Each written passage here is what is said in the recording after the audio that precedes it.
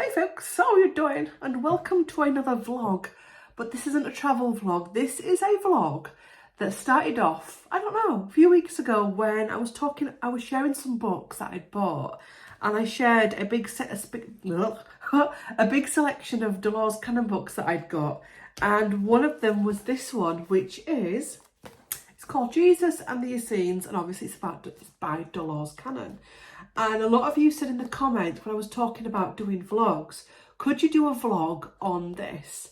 And basically, for those of you that don't know how reading vlogs go, and because maybe you don't follow the book vlog channels, basically you watch someone, not all the time reading it, but you watch snippets of them reading it, they comment on it, they talk about it, we'll film a bit of the daily life that's going on around me, reading this book, etc. And every time I've read a bit, I'll come on and I'll have a comment and some feedback on it. But those of you that don't know about Dolores Cannon's work, basically she was a hypnotherapist, and all her books, from what I know, are based on her client sessions when they've been under hypnosis. So basically the books like that, where it's in sections of where she's speaking and the client's speaking, and basically they get sent back to past lives and different realities via hypnosis. Really interesting, actually. So what I'm going to do is I'm going to pop my glasses on, because to be quite honest, I'm getting a little bit sick of when I'm reading on camera going, and I need glasses now to read. I've needed glasses to read since I was a child, apparently, because I had a lazy left eye. And then since I've got all the hormones and stuff, anyway, so let's put the glasses on. Do you like the glasses? Anyway, God, they're going to steam up.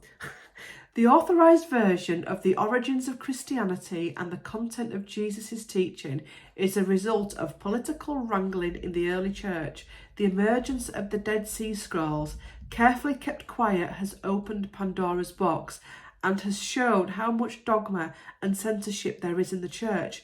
Jesus and the Essenes gives a detailed account of Jesus as a person, of his acts as they were, and of the daily realities of Israel at that time. The Qumran Essene community has become the focus of ideas about the connection of Jesus. And I don't know why I'm doing that all the time. I am blurring up with these glasses, heating up. You see that there? Anyway, this book gives a full description of the nature and purpose of the community and the birth and upbringing of Jesus and John the Baptist. Also, it gives Essene renderings of the key Old Testament stories concerning Moses, Ezekiel, Daniel and others, plus startling insights into ancient history. This extraordinary document represents a new form of historical research and straightens out many open questions and misinterpretations. It takes the form of direct dialogues between a modern researcher and a member of the Qumran Essene community, alive around the time of Christ, through a person who has accessed far memory, through regression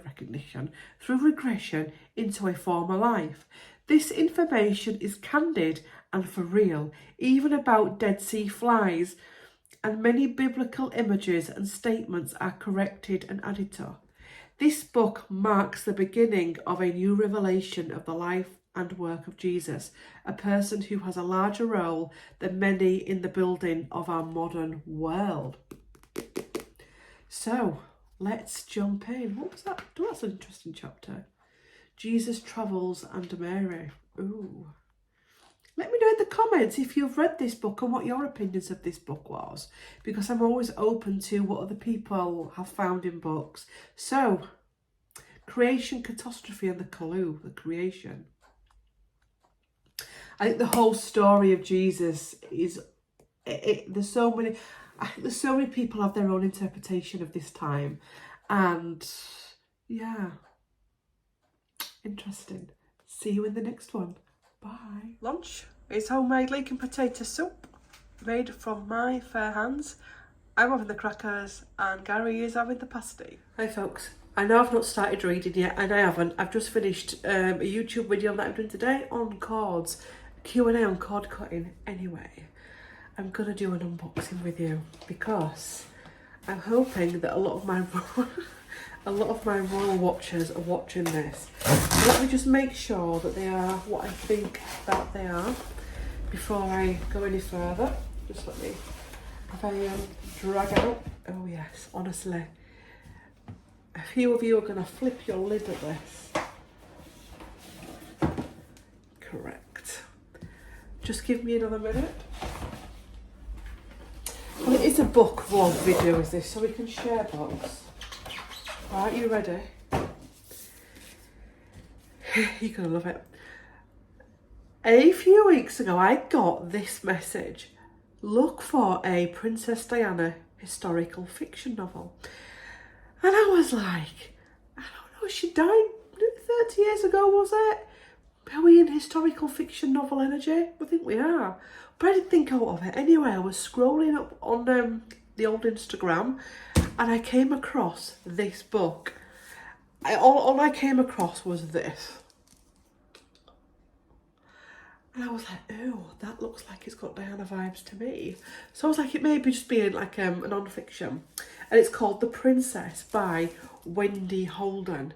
Touching and distinctive, what more can one want from a novel? So I was like, really? Who is this? So I read the front bit, which is Diana believes in love. Growing up amid the fallout of her parents' bitter divorce, she takes refuge in romantic novels. She dreams of being rescued by a handsome prince. Prince Charles loves his freedom. He is in no rush to wed, but his family have other ideas. Charles must marry for the future of the crown. The right girl needs to be found, and fast. She must be young, aristocratic, and free of past liaisons. The teenage Diana Spencer is just about the only candidate which she was. Her desperation to be loved dovetails with royal desperation for a bride, but the route to the altar is full of hidden obstacles and people with their own agendas. When she steps from the golden carriage on her wedding day, has Diana's romantic dream come true, or is it already over? And these are historical fictions. I've got something else to show you. I'm going to read these because there's 2 more books. Oh, you know when I have that week off when it's called Claire Self Week? I'll have one in February and one in October, November. I'm going to read these 3 books and I'm going to do a book review for you because there's 2 more that you go back. I want them. Anyway, I'll start the top chapter. Chapter 1. Beneath a hot blue summer sky, the bells of the great cathedral pealed joyfully over the city. The crowds roared their delight. The glass coach moved through the streets, pulled by white horses. Ew, those white horses. We've just had that in a channeling of the Queen. And attended by gold-braided footmen. Oh. Let me know in the comments if you've seen any more books, historical fiction books about Diana and Charles. So I'll pop that down there then. So I thought, oh, I like this author. So I looked and she's also done The Duchess, Wendy Holden, again. He gave up the crown for her. She gave up everything for him. And that's about Wallis and the King. So, 1928, Wallis Simpson arrives from New York, divorced and penniless. She's cold-shouldered by London society until she captures the heart of the world's most glamorous bachelor, the future Edward VIII. The girl from nowhere with the unhappy past is now a heroine of her own fairy tale. But when Edward gives up the throne for her, Wallis's dream becomes a nightmare. She's a pawn in a royal game, one she doesn't understand until it's far too late. The captivating novel casts new light on the love affair that shocked the world and imagines what it felt like to be a woman at the eye of the storm. So again, another historical fiction. Ooh, I can't wait for this week off. And then The Governess. Exclusive edition includes bonus. Includes bonus content. She came from nothing and raised a queen. The Governess. She came from nothing and raised a queen. I want to be an author. She holds the future of a nation in her hands. 1933, progressive young teacher Marion Crawford becomes a governess to the little Princess Elizabeth, and Margaret, determined to give her pupils a fun and normal childhood, she takes them on buses, swimming, at public baths and Christmas shopping at Woolworths. During her 17 years at the heart of the royal family, Crawford has a ringside seat at some of the most Semitic, I can't say that word, events of the 20th century. The drama of the abdication, the glamour of the coronation, the trauma of World War II, but her devotion and loyalty count for nothing when a perceived betrayal brings everything crashing down. This sweeping, sumptuous novel brings her long-buried story to life and shines a completely new, captivating light into the world's most famous family. Jealous. Honestly, so this is the Governess, and they're all by Wendy Holden. Wendy Holden, and you can get them off Amazon. And I'm sure if you go to your local booksellers, your libraries, you know what I might do? Do you know what I might do? Should I do it in this video? I might give these away once I've read them as freebies, but when I do the book review video, which I'll read them on that, I'll try and get them all done in that week off. Then I'll do a book review video when I talk about them all, but I won't tell you all the end, but we know the end, if that makes sense. And I'll do a giveaway. I'll do a giveaway. Okay, so those are the 3 books. Do you like them? Have you read them? What do you think? Have you got any more historical, royal, modern day fiction books that might interest in everybody watching? Let me know in the comments.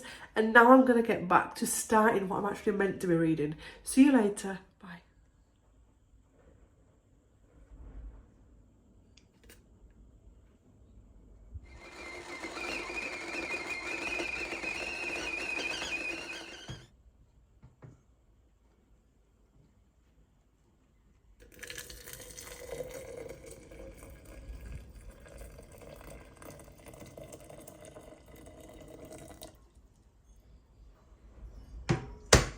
Hi folks, so I've got a cup of tea, I've got the book, and I'm going to start now. So glasses are steaming up again because I don't wear them all the time, you see, so they get cold and they get warm and they get put on my face.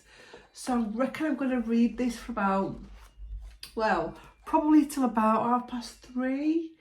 Then finish off a little bit of admin, because whilst I'm going to start reading this, I'm also uploading a YouTube video, a Q&A looking at energetic cords, and I'm then going to go and make some dinner, which will be chili con carne and homemade wedges.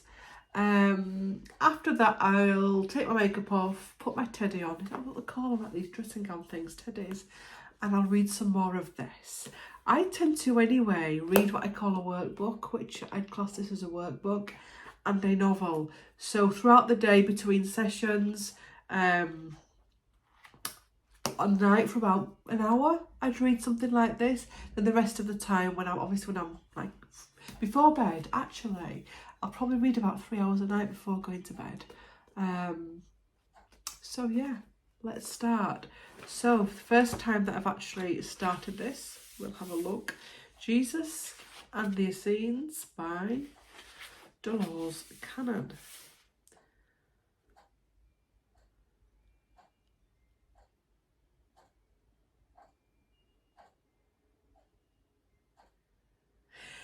I don't know. Just the first chapter, not the first chapter, the first paragraph. Who am I to think I dare to write a book which will upset or at least shake the foundation of the beliefs of many, Jew and Christian alike? I respect beliefs. Man must believe in something, even if he believes there is nothing. This is the story of people who dedicated their lives to the protection and preservation of knowledge. I can relate to that. To me, the destruction of knowledge is a very terrible thing. These people seem to have passed the proverbial torch to me through the eons of space and time. This information was not given to me to lie gathering dust on a shelf. It was meant to be revealed once again to others hungry for knowledge. It is as though the Essenes almost speak in whispers in my ears. Right, they say to me, the knowledge has been hidden too long. Right, do not let the knowledge be lost again. So I feel I must pass along what I have learned. If this upsets some, I hope it is understood that I am not setting out to do so. If it makes some think, that is my intention. I cannot claim that what I have presented in this book is the absolute truth facts beyond dispute. I don't know, and I doubt seriously whether anyone alive has the answers. But maybe for the first time, break loose from the mould that has held you prisoner since childhood. Open the windows of your mind to allow curiosity and the quest for knowledge to enter like a fresh spring breeze and sweep away the cobwebs of complacency. Dare to think the unthinkable, dare to question the unquestionable, dare to consider different concepts of life and death, and your soul, your eternal self, will be all the richer for it. I get it. I just don't know. When did she write? Does anybody really follow Dolores? I don't know. This feels like it's a totally different energy to the first book that I read. Now, I don't think that was the first book that she wrote, I don't think. But I'm sensing some ego. I don't know what it is. I'm just sensing some ego that's... I'm always wary of this kind of stuff, stepping in, because spiritual communities are full of it, especially at the minute. I think everything has its place. Everything has its place. I don't know. Had ego stepped in at this point? This is the first page. It's only the first page.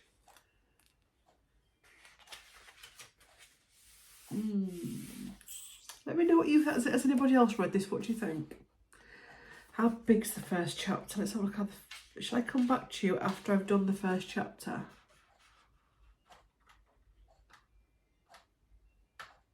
I will do. Do you get what I mean when I say it just feels like there's a little bit of ego coming in?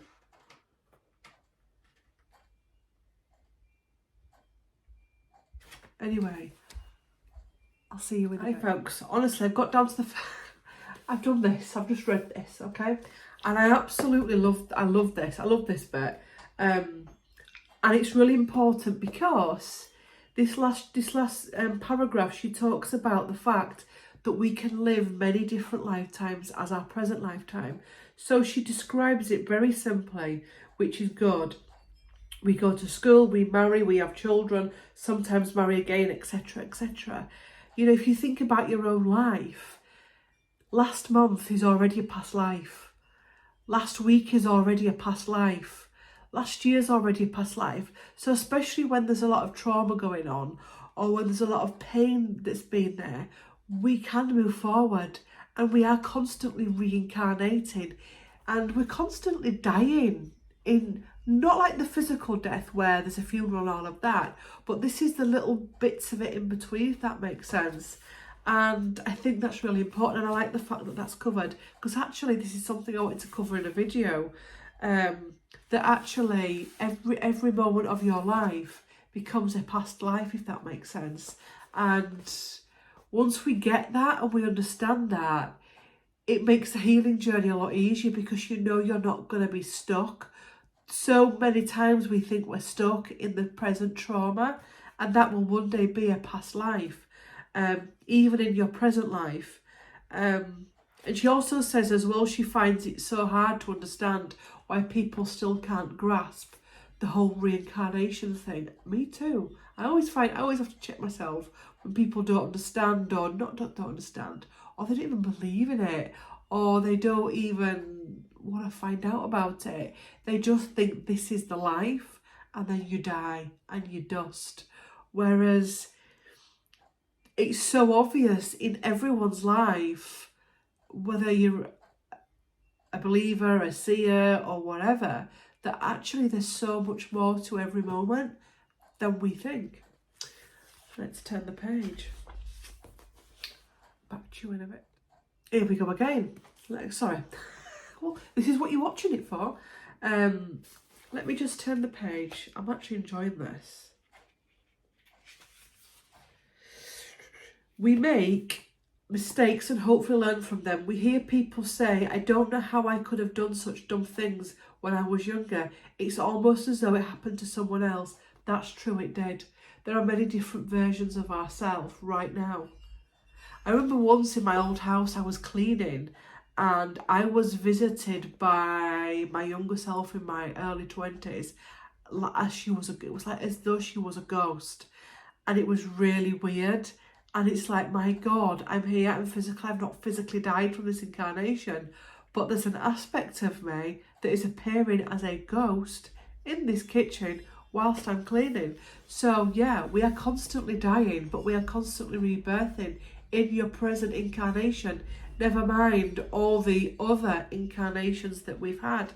And yeah, when you look back and you think, I can't believe I was that person or that happened, because actually I feel like a totally different person. It is constantly, we are constantly dying and rebirthing, moment after moment after moment. Ooh. Hi folks, so I finished chapter 1 and I am absolutely enjoying it. The next chapter is called The Subject, but a little recap. One of the things that's come to me, it's a difficult one to put into words, but what if, I know she supposed, was it the back that I read, the bit that I said was a little bit, I felt was a little bit of ego. It may not have been, or was it in this bit here? I can't remember. But one of the things that's come to me, rather than, I know some people have manipulated things. I know that you don't need a degree to work that out. That there has been some manipulation, but what if it isn't all manipulation? What if the stories that have been passed down? Yes, some have been changed and manipulated, but what if it is just the further away from the time, the more simpler that they've got, if that makes sense. Because it was hard for people to get their head round all the parting of the... It does make sense, doesn't it? That rather than thinking that everyone was just manipulating it and everyone was just lying and what if it was something a little bit deeper than that? That actually it was... I'll tell you what, I had a dream last night and I emailed somebody about the dream, and in order for me to make sense of the dream, I emailed them in sections, each stage of the dream, for me to make sense of it, for it, making it easy for them to understand, rather than just writing it all down in a waffle. And as I was writing it down in step-by-step bullet point of each stage of this dream, by the end of it I was kind of understanding it myself. And I'm wondering if a lot of that's happened with the Bible, that in order to be able to grasp it, a lot of them, because what I'm seeing is many wise, well, it would have been mainly wise men, wouldn't it, that have had to simplify it for it to be made some more sense.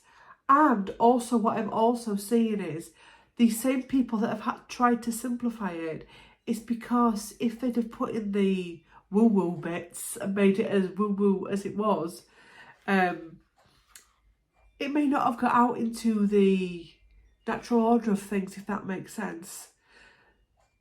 So rather than thinking, oh, they were lying to us, there's more to it. And I think there's more people that have had to simplify it to understand it, but also had to simplify it to get the stories out there. Interesting. So I'm going to go make some dinner, some tea, and this virus we've had's been a weird one. You go through a stage where you first get it and you're starving, and then you go through a really sickly stage where you can't really eat anything, and then you go to this stage where I'm like literally starving right now. And I did a shamanic on myself this morning, because when I go away on holiday, when I come back I clear all that energy out, and he calls on that, and literally it was a big, well, 3 big toilet visits. Dump, dump, dump. Better out than in. So I'm really, yeah, I need some autumn food. So next time you see me, you'll be cooking with me, and then we're going to sit down in a bit and read some more of this. See you in the next one. Hi folks, so these are my ingredients for the chilli.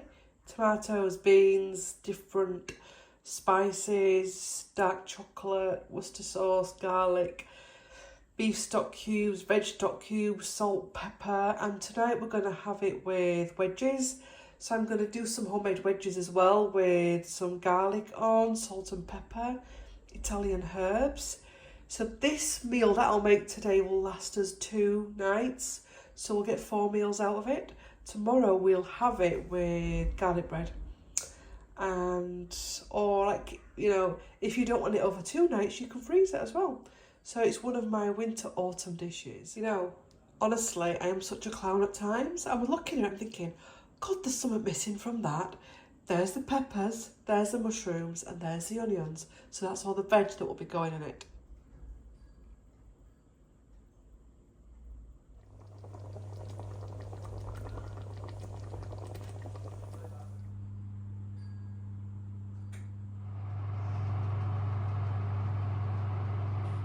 So the chilli has made 6 meals.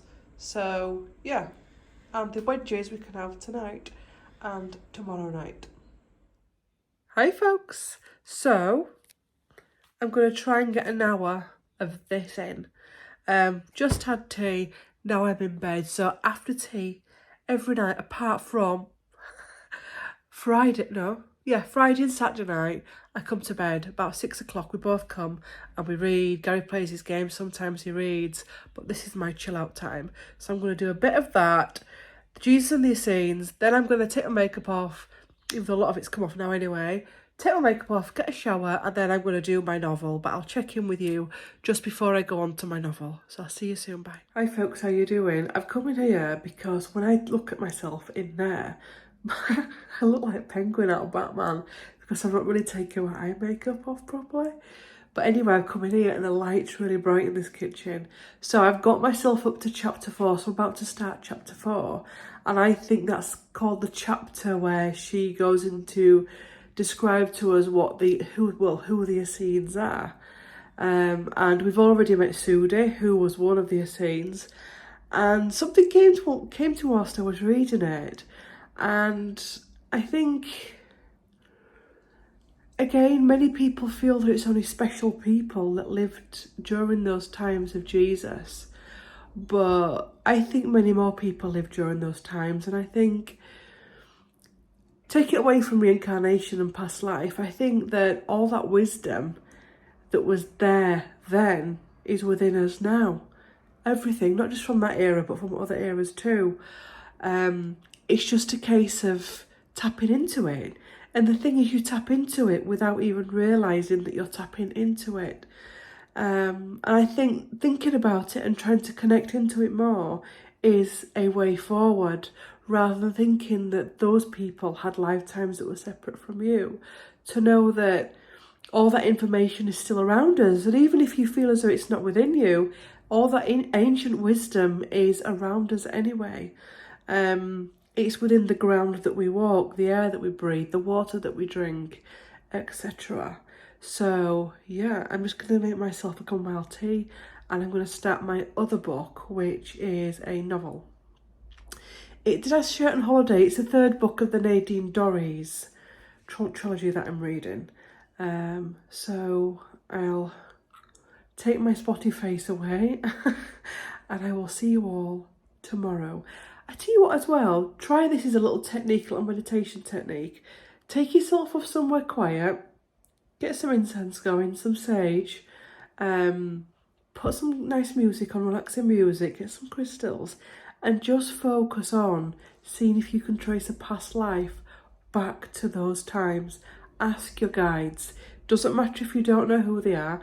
Ask your guides to show you the nearest past life you have to Christ and see what visions you get, what senses you get, what words you see, everything. Okay, see you later. Bye. Hello friends, how are we doing?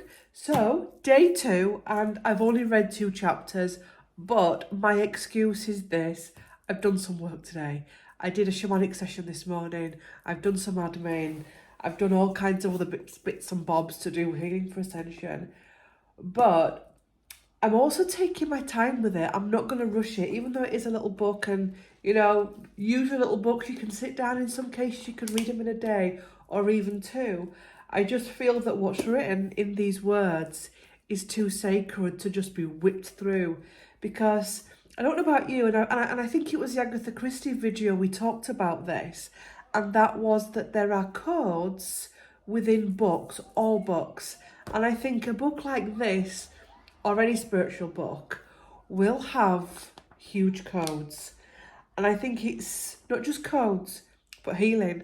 And I think it's so important to take our time with it.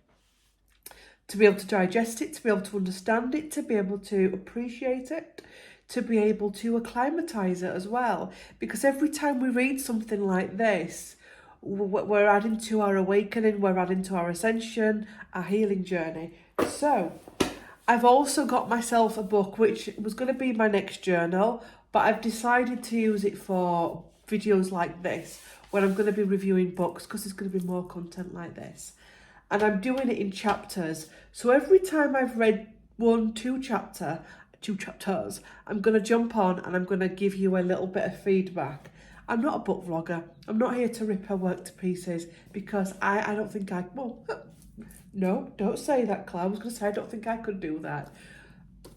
Not at this time. In future, I would like to write, but I don't like the whole energy of sitting down and going, I don't want you to think this video is about me looking at Dolores' work going, It's not. I think what she's put together is amazing. Of course, everything that somebody writes or says, you're never going to believe in everything. And sometimes that's not because you don't believe them. That's because you may need time to understand it, or sometimes your life experience isn't there yet, or your experience in that field isn't there yet. So it can seem sometimes above you, when in actual fact it's not. I just think what she's done and what she's given people. In fact, I was thinking about this last night, the soul contract for Dolores Cannon. If you can hear children, it's because we live near a school and they're all coming home from school now. The soul contract that Dolores Cannon picked up, that was a huge one, wasn't it? And I mean, it was actually a beautiful one as well. I mean, I don't know what happened personally there, but what she's brought to the table is unbelievable. So, because I'm now up to chapter 6, but this morning I read chapter 4, which was called Who Were the Essenes? So I've written some notes, and I've got an itchy nose because the sinuses are in bits. Any belief system can be manipulated to benefit those that get hold of it, and not just Christianity. She talks about the fact that when she starts to communicate with the Essene, he starts to talk about things that Christianity said only ever came after Christ, but she meets this Essene before Christ was born, so there wasn't Christianity, and etc, etc, etc. And it made me think about, this just doesn't happen in religion. It's happening now, and I've said this in videos where you've got a cup of tea. I don't say that in videos, but we've got a cup of tea where there is this, and I'm not judging it because maybe we're all guilty of this pinching of different modalities. People pinching a little bit of astrology to make out they're an astrologer. And this is how, and I've got a theory on this. So please don't freak when I say this. People that big up their craft, or that turn their craft into something that it's not, or lose the simplicity of their craft. Your craft being your modality of healing, your modality of reading, etc. And I wonder if on some levels this traces back to these lifetimes where we were all because I actually think, and we'll try and come to this in another section in a minute. I do healing sessions with normal, everyday people that have normal jobs, normal relationships, normal needs. I have actually been seeing people, this isn't my mild stuff, this isn't me, I'm not going an ego trip saying I was in a scene, I don't know, but I've seen clients, especially lately, that I think could have been around in the days of the Essenes. And I'm laughing, I've been laughing at this because when I give the feedback in the shamanic things, in the shamanic feedback emails, sometimes I always try and keep it simple, because to do other is just cruel. It's cruel to try and blag people's head with words and phrases and terminology, and people don't need that when they've come out of a healing session. But some of the places that she's describing where the Essenes lived, I've seen them in these healing sessions, and I've not known what they were. And it's answered so many questions. So if you've had a healing session with me, and I've said to you in these healing sessions, I know this sounds bizarre, but you were around the time of Christ, or you were in this temple at the time of Christ, and sometimes people go, yeah, I get that. And some of you are like, shit, she's an ayahuasca. I'm not an ayahuasca. I really do believe that. And I'm wondering if on some level, this whole thing at the minute within the spiritual community, or some segments of it, of pinching, not having respect for the modality that they're doing, traces back to when we were all part of these different groups. Because I think there wasn't just the Essenes. Maybe the Essenes were a group of people that actually worked all over the world. Or maybe they had different names and different etc, etc. And also as well the way Christianity pinched things, as because I mean, God, Easter, let's not go down that road. But I'm wondering again the past lives that we've had within religion, because we've all been. The thing is, with your past lives, you are everything. You've been an abuser, you've been the victim, you've been the rich one, the poor one, the beggar. You've been someone that's been disabled, you've been disfigured, you've been able to have millions of children, you've been not being able to have children, you've been in all the different colours, all the different creeds, all the different... You experience everything. And I think where we're at now, a lot of... It's about coming home to ourselves and about having to face these different shadows where maybe we have manipulated the different modalities to suit our needs, and that's happening in spirituality at the minute. We're aware of it in different belief systems, but it's also happening in spirituality, and where things are being manipulated to suit certain agendas, to cover certain things up, to push certain things forward. Don't know why I keep doing that with glasses. I only do that with glasses when I'm on camera. I don't know why I do that. Anyway. So, I feel many of my shamanic clients have had some form of... Yeah, I do. I feel many of my shamanic clients have had some form... You see, I'm not just bullshitting you for camera. I've written that down. I feel that many of my clients, shamanic clients, have had some form of past life connection to the Essenes. Right. So, the next time I speak to you, I don't want to hear this bullshit if you're not good enough. Because I've been thinking about a lot of my sessions whilst reading this. And you may not have been part of the Essenes. You may be a brand new sparkly soul on this planet. You may feel as though you're new to spirituality. You may feel as though you're new to healing. But stop dumbing yourself down, because the truth is that all of this is out there and accessible. All of this wisdom is within your cells, your bones, your joints, your organs, your chakra systems. Remember, I've said your chakra system holds all your ancestral stuff. So you may not have been in a scene, but one of your ancestors might have been. Or they may not have been in a scene. They may have been somebody... Because my sessions as well lately, we've been talking about all kinds of things, different groups of people all over the world. So I think as well, stop dumbing yourself down. Because everyone can access this.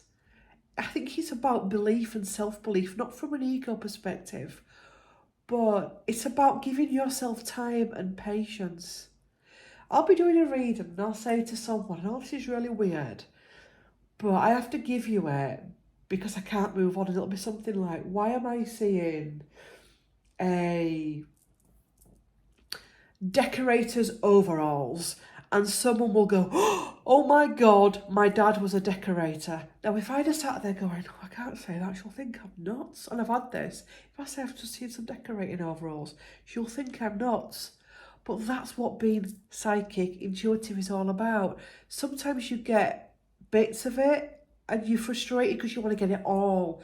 And I've said this in healing sessions, if you heal everything in one session, you'll fry, you'll kill yourself. Your body will just cook itself because it can't deal with that.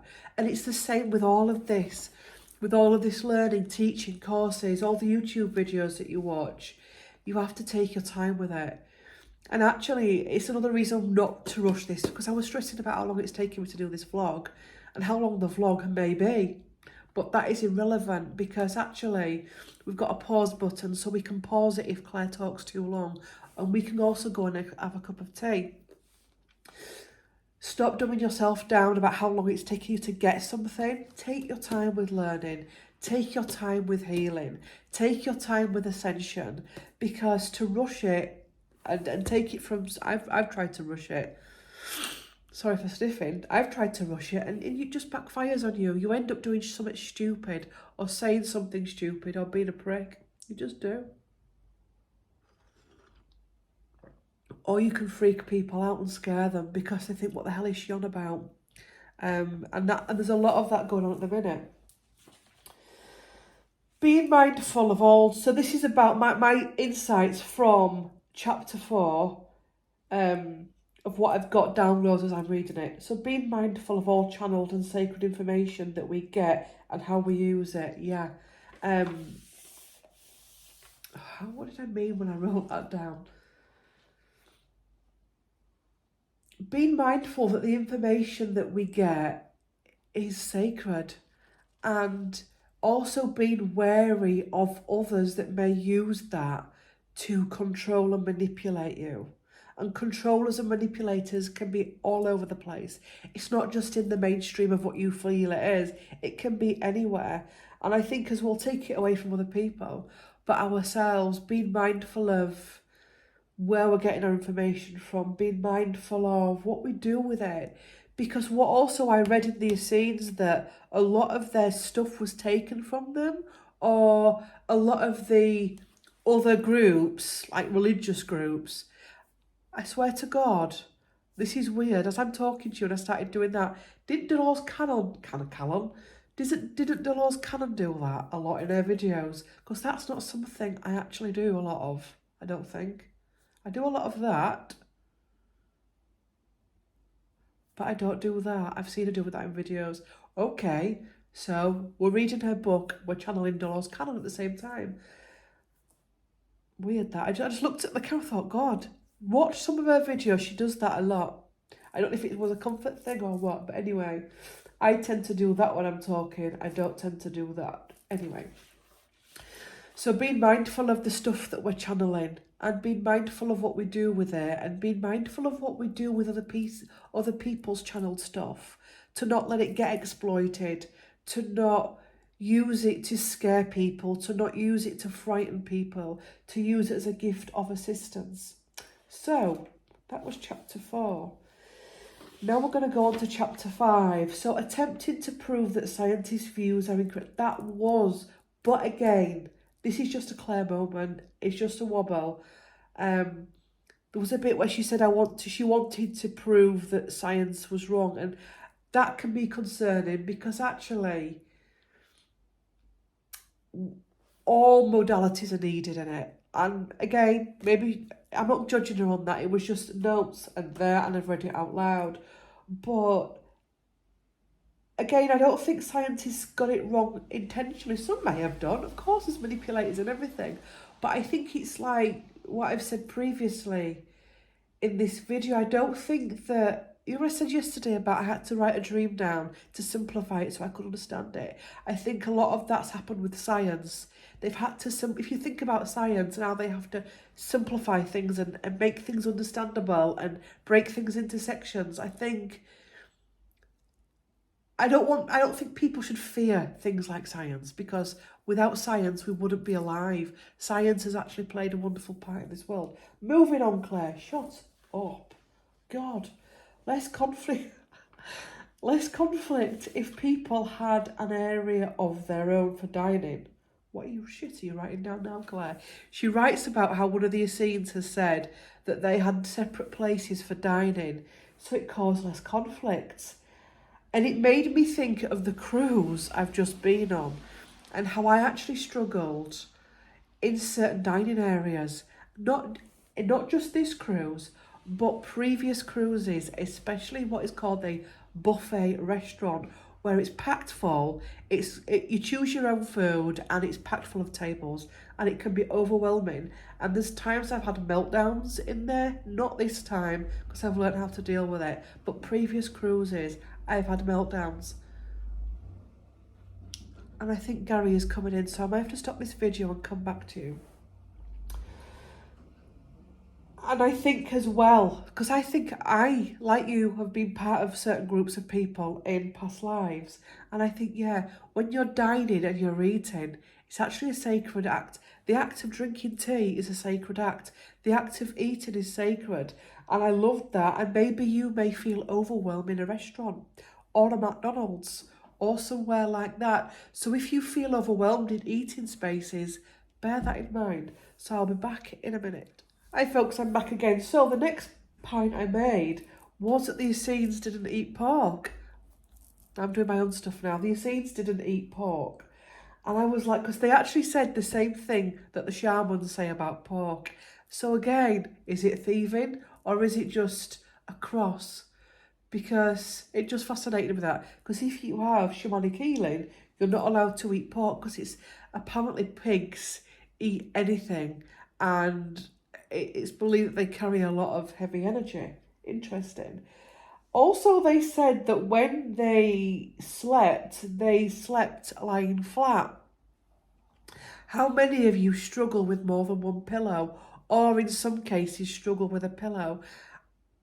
I've always found it odd that I struggle with sleeping on more than one pillow. And it's almost like my body, especially top area of it, becomes so hypersensitive to the fact that I'm like that, sleeping like that, if that makes sense. And one of the things I got as well, and this is like a healing session as well, when you have a healing session, you're laid flat on a table. You're meant to have your legs uncrossed as well so the energy can flow straight through you. If you think about when you're asleep, and if you got rested upon loads of pillows, when the energy is coming down through your chakras, it gets blocked. So are you struggling to sleep on more than one pillow? You see what I'm saying with this? There's so many different aspects within our lives that can be affecting us, and we think there's something wrong with us, when in actual fact it could be traced back to ancient wisdom, ancient teaching, ancient lifetimes. They didn't allow statues of heroes within doors. So when you went into their places of work, education, there were no statues, there was no worship. And I think right now we're in a place of worship, big time. And I mean, he made a point of saying the only thing we should be worshipping is going into the great outdoors to worship the gods of the outdoors, i.e. the trees, the ocean. So looking at who we're worshipping. Who are we worshipping? We may not have their statues up in our living room, but they may be dominating our lives. Their views may be dominating our lives. And it's great to have a teacher or an influencer or somebody that inspires you to be a better person. But are we idolising them? Interesting. So stealing different modalities and making them our own. I've covered that already. So the next set of notes I made were, we have much to rebirth within ourselves and our communities. And what I mean by that is, I'll read it out a bit louder. We have much to rebirth within ourselves and our communities. And what I mean by that is coming back to the ancient wisdom. And again, we didn't lose it, we just switched it off. It's out there. It's always out there. It's within you. Like I always said, every crystal that is out there, rose quartz, there is an element of that within you. And it's the same for teaching. It's the same for all of this wisdom. And that is where we are now. And rather than, what is it? I didn't even read this. What's it called? I'm looking for my tablet down there, my tablet. What is it? The enlightenment steps, like, I don't know if you, it's done in the colours, isn't it? And at the top, it's enlightenment, and there's no fear, there's no this, there's no that, everything's perfect. I actually think that causes more harm than good. I really do. And I think you need to rip that shit up, because I think, again, take it back to what I said at the beginning of this bit of the video, is stop stressing yourselves that you've got to learn it all, that you've got to be it all, that you've got to understand it all, because it's going to take time. I think also as well, it's possibly going to take many lifetimes, and I think that's healthy. And anyone out there that thinks they're going to do this in one lifetime is mistaken, I think. I think it's going to take many different lifetimes. And it could be multiple lifetimes happening at the same time. It could be lifetimes in different realms and different planets, etc. But taking out the grids of, right, I'm on there, because that just puts you so much stress. Because at the minute there's so much happening, and within 1 minute you can experience a range of emotions. So whatever that grid's, I don't even know the name of it. It always says at the top of it, it's enlightenment, and it's all in different colours, and it's like the 3D, 4D, 5D stuff. I think scrap that. Stop putting ourselves into I'm a 3D, I'm a 4D, I'm a 5D, because that again, to me, seems so matrixy. All that seems really matrixy to me.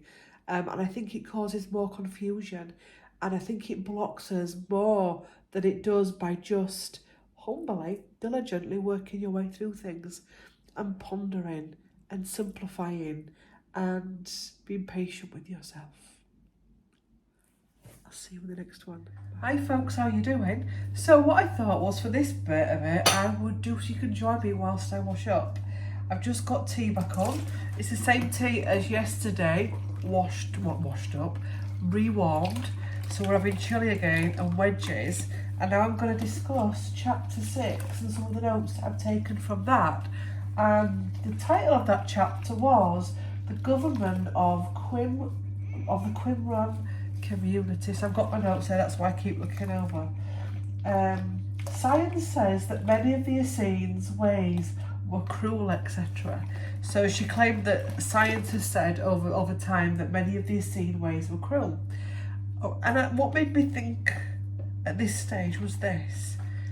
I think all belief systems can have cruelty in it. And again, it's not about running at science. It's about seeing the bigger picture, that any belief system, religion, anything can have a cruel people in it. We're seeing a lot of that now within spirituality, a lot of things coming to light about certain situations, certain people. And often what happens is all those scary stories, or the people that you hear about, like the cults and stuff, those are the ones that get branded about. So when people used to be scared of the witches, and there were bad witches, there were people that put spells on people, etc. But not all medicine men and women were people that put spells on. You see what I mean? So history tends to focus in on the bad ones, the scary ones. Anyway, yeah, she asked him about what you do for holidays, or can you explain, I don't know, about holidays? And he said something like, holy days?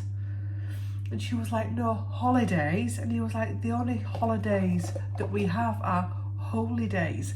And it made me think about holidays and about, it's weird is this, because we've just been on a cruise that was a bit random.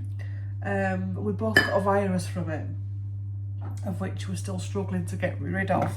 And one of the things that came to me towards the end of the holy day, was that as a species, are our holidays too much? Have we been taken away from what a holiday should be, a holy day, where actually not just a day, but where it's a time of contemplation, of rest, of relaxation, of rejuvenation? And yet in the modern holidays, what are they? For a lot of people, they're heavily drinking. We didn't drink.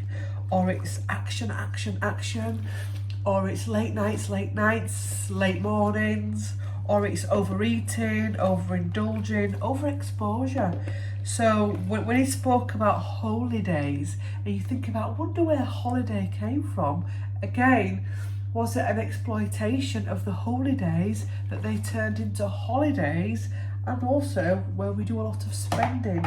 And I mean, I don't want to look at even who owns a lot of the big holiday companies, but it's a big money thing. I mean, we've just realised on our last cruise, we paid a bit of money for it. And yet when you got on there, you realised you had to keep spending and keep spending and keep spending. And we refused to in the end, because it's like, no. I mean, like there was a place, I think it was called Serenity, or like the Sanctuary, something like that.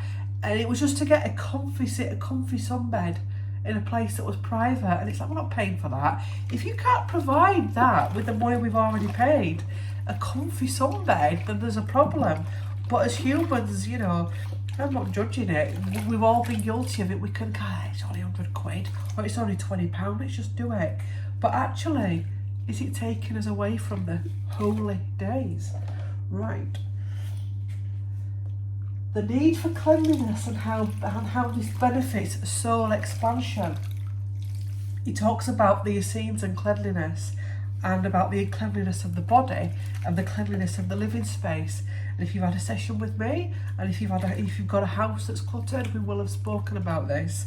The importance of making sure your home, I'm looking at my kitchen at this point, making sure your home is clean, regular, that you don't allow clutter to form, that you don't allow dust to form.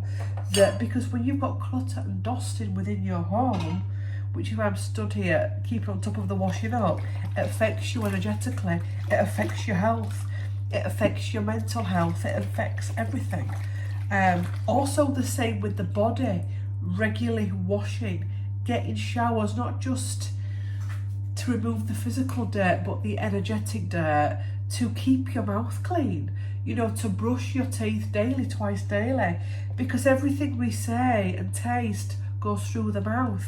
You know, especially when you got a cold or a sickness bug, and all that purging is coming out through the mouth. You need to clean it. And I think way too many people don't understand the importance of regularly cleaning their homes or cleaning their bodies. Of, you know, like not sharing towels as well when people share towels, because you can both be the cleanest people going, but you have different energies, different bodies, different needs, etc.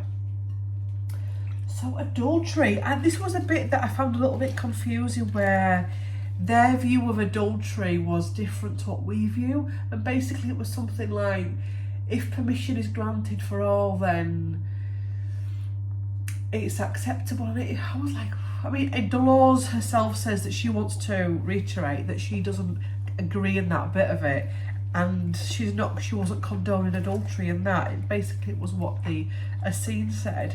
And it made me think of these cults that we've got, and that are going to be becoming more and more frequent, where people are encouraged to sleep with the leaders in order to awaken, heal, ascend, etc. It's a difficult one. Is it a difficult one? It's not really, is it? And about how that can be exploited by people that are that way inclined, if that makes sense.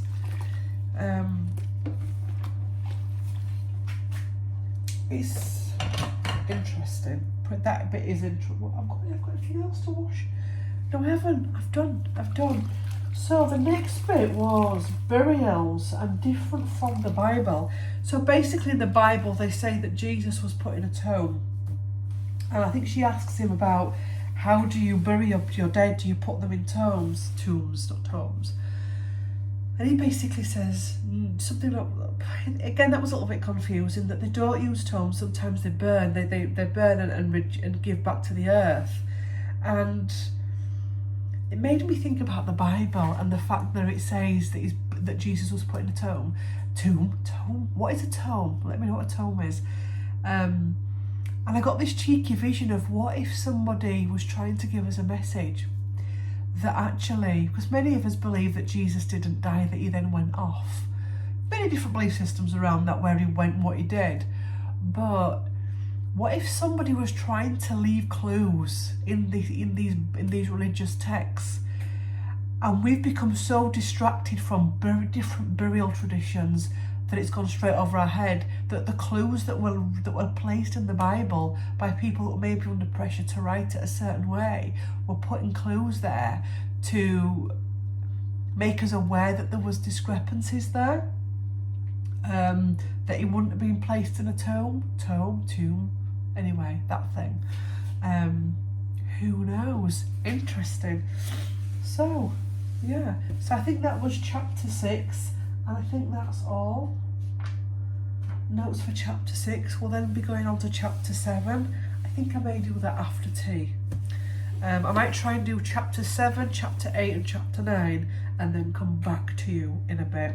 So, yeah, I don't have a dishwasher. So, see you in a bit. Hey folks, how you doing? So, God, I literally look like I am actually doing Bible studying at the minute. So, I've got to chapter 8 and I've finished chapter 8. And I've made some more notes which I'll work through with you. So chapter 7, the mysterious library. This chapter actually reminded me of the Ancient Records, you know, that we talk about. And he was talking about the scrolls, the books, the knowledge that was in this place, in this library where they were living, where they were working, where they were training. And I got really sad and I thought, where is all that knowledge now? All those scrolls, etc. And what I got was that, please, I literally heard these, well, not these exact words, but do not fear, because the knowledge that was lost is now coming back via blogs, vlogs, podcasts, YouTube, books, talks, seminars, classes. We've not lost it. Nothing's been lost. It's coming back, and it's up to us to be able to switch into it and access it again. I also got another download that many school teachers, university teachers, college teachers, course teachers, all kinds of teachers are also accessing this knowledge, some without even realising that they're accessing it. And it's not obvious as well, so you may think, God, well, mainstream school at the minute's a little bit like that. But actually what I got was it's not. Again, we need to stop looking at the negatives or amplifying the negatives, because there are a lot of teachers that are able to willingly access this and bring it into the teaching. And I'm not talking about religious studies or bringing in spiritual studies. I'm just talking about goodness and light and wisdom and all other things. And I know that in the UK that there are many good schools and there are many good teachers, and school is a very different place nowadays to what it was in our parents' and grandparents' time when there was corporal punishment. It's not perfect, but it's not dark neither. So many of our teachers can access that. And then I got to the last chapter that I read was chapter 8, which is where he talks about the 12 commandments and where the 12 commandments came from.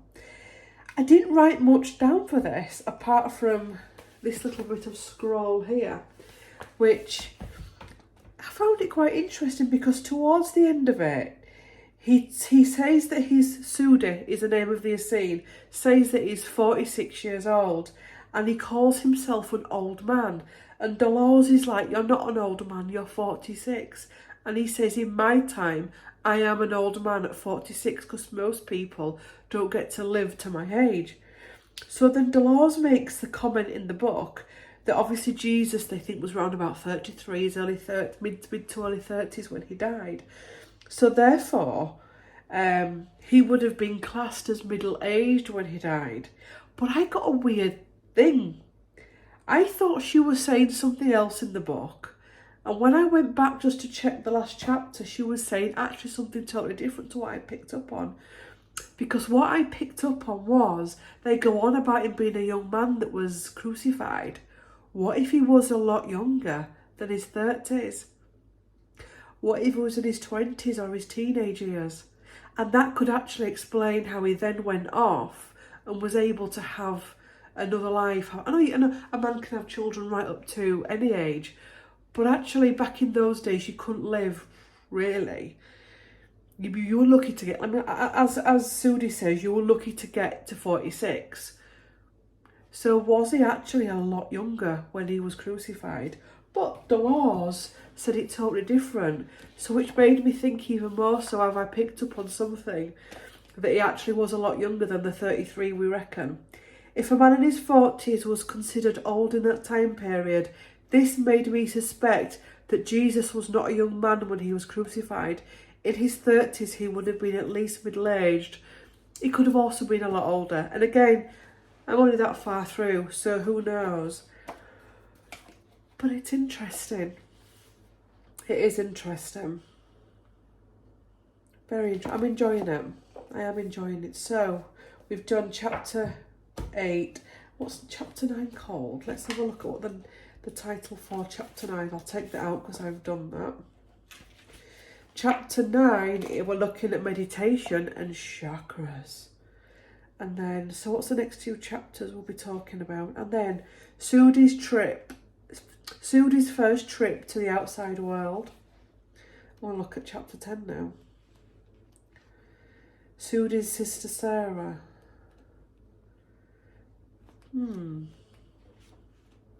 Anybody read it? Anybody else read this and found it interesting? The thing is with this, I don't know about you, whenever you read something like this, you always want more after it. It's like it's never enough, is it? You always want the next book or the next bit of information or... Anyway, see you. Hi folks, how we doing? So, I have not read any of it today, and I'm just about to start. I tell you what, this week has been an odd one with time. I mean, I don't know where it's going, but I'm sat on my bed. Gary's in the living room, he's working from home. So I've done my work for today, and I'm going to jump into chapter 9, which, if I remember from last night's stuff, is about chakras and meditation.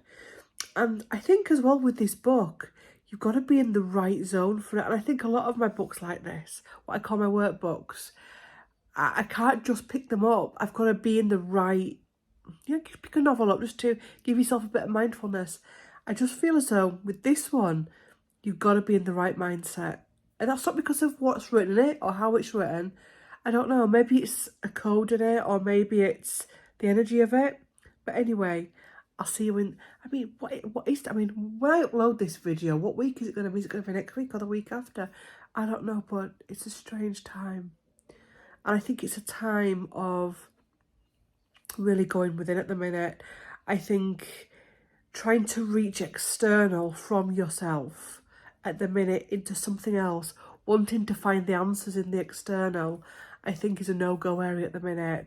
And I think one of the big things we're being taught at the minute is this whole thing, and it's interesting because they cover it in this book. Well, Sudi says, which is the Essene, that they don't have they don't have statues in their temples.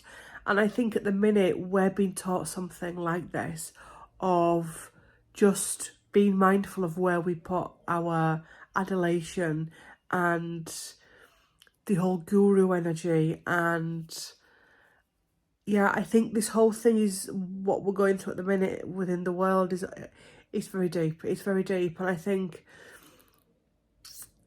it's trying to, I want to say gently say to us, come back to your sense of self, come back to your inner guru.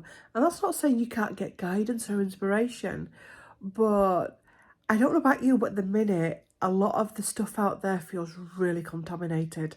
And I am struggling with a lot of the stuff. Not this book, I'm not talking about this book, but a lot of the stuff on online and in social media and around spirituality, I'll be honest with you. Around, not all of it, but yeah, there's some contamination going on.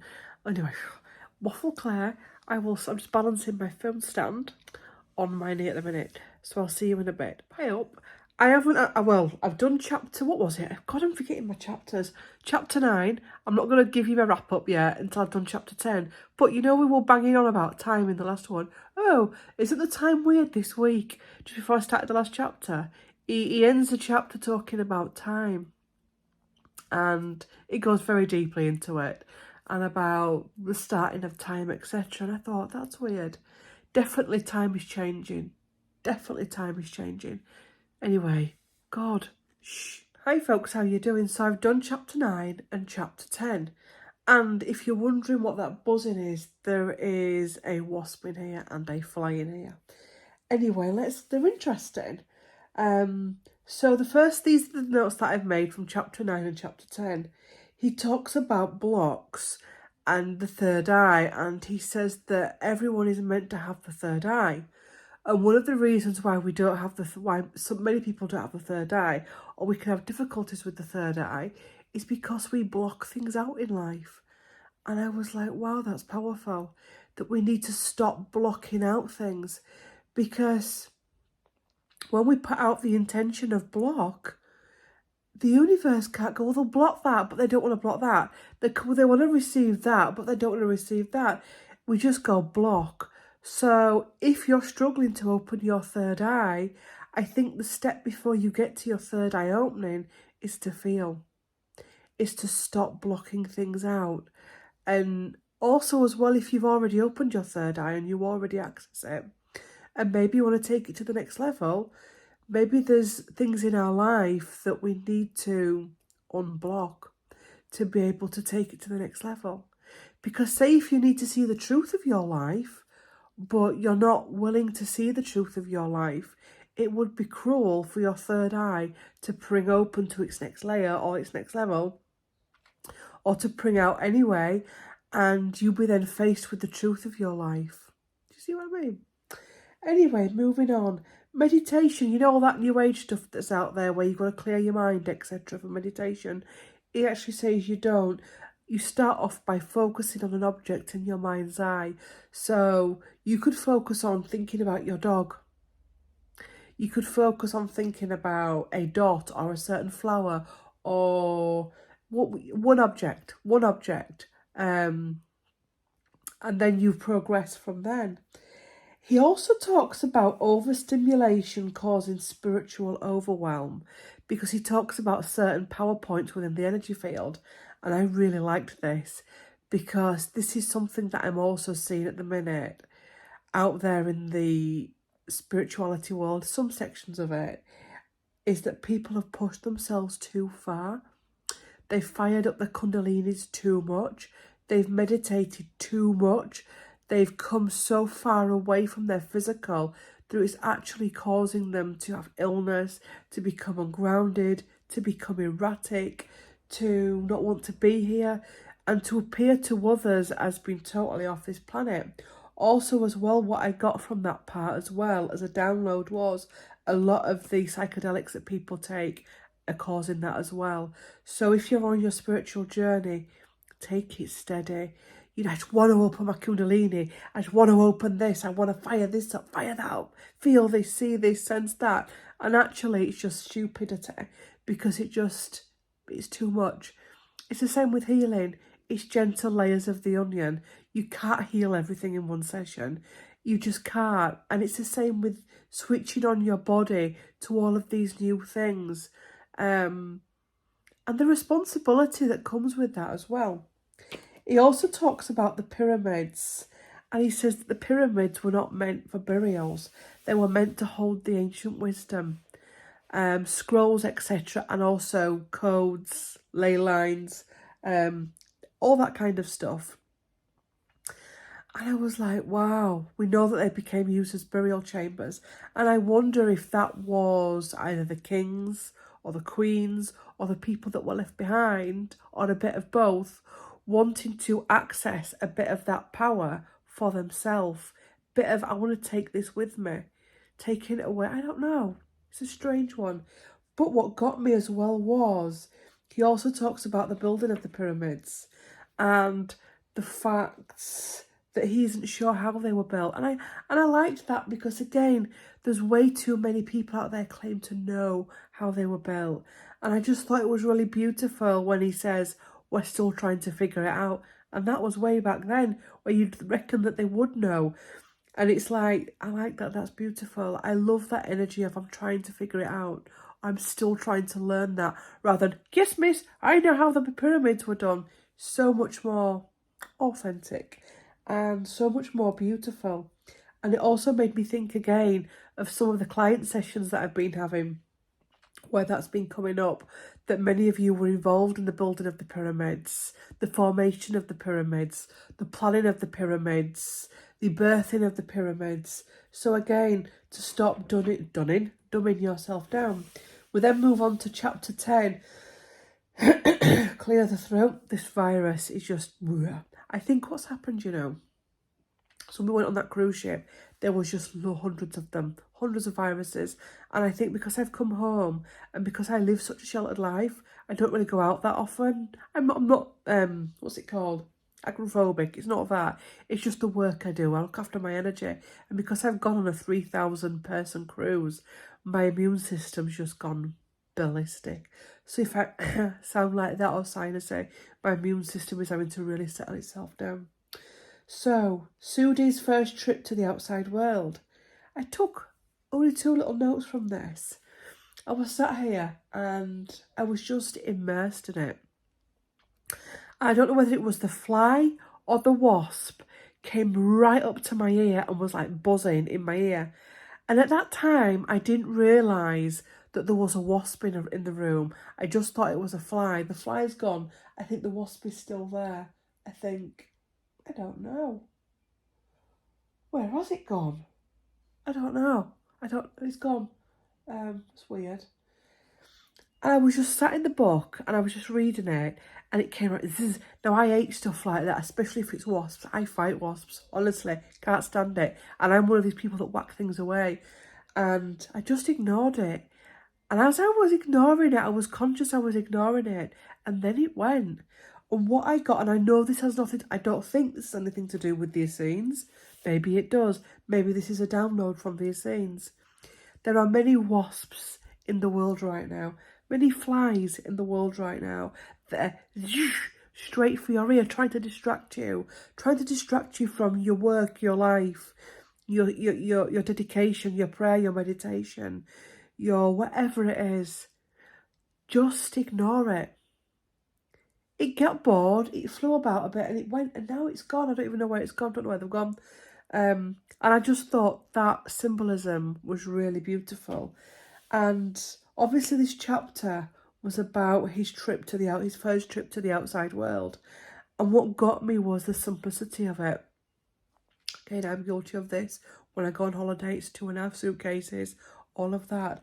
But it was just the simplicity of his travels and the simplicity of seeing the beauty, being able to see the beauty of everything. So now I'm going to go off and I'm going to make a cup of tea.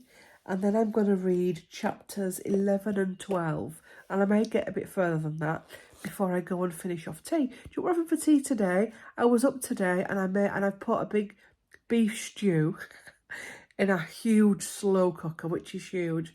And then in a bit, I'm going to do some big Yorkshire puddings.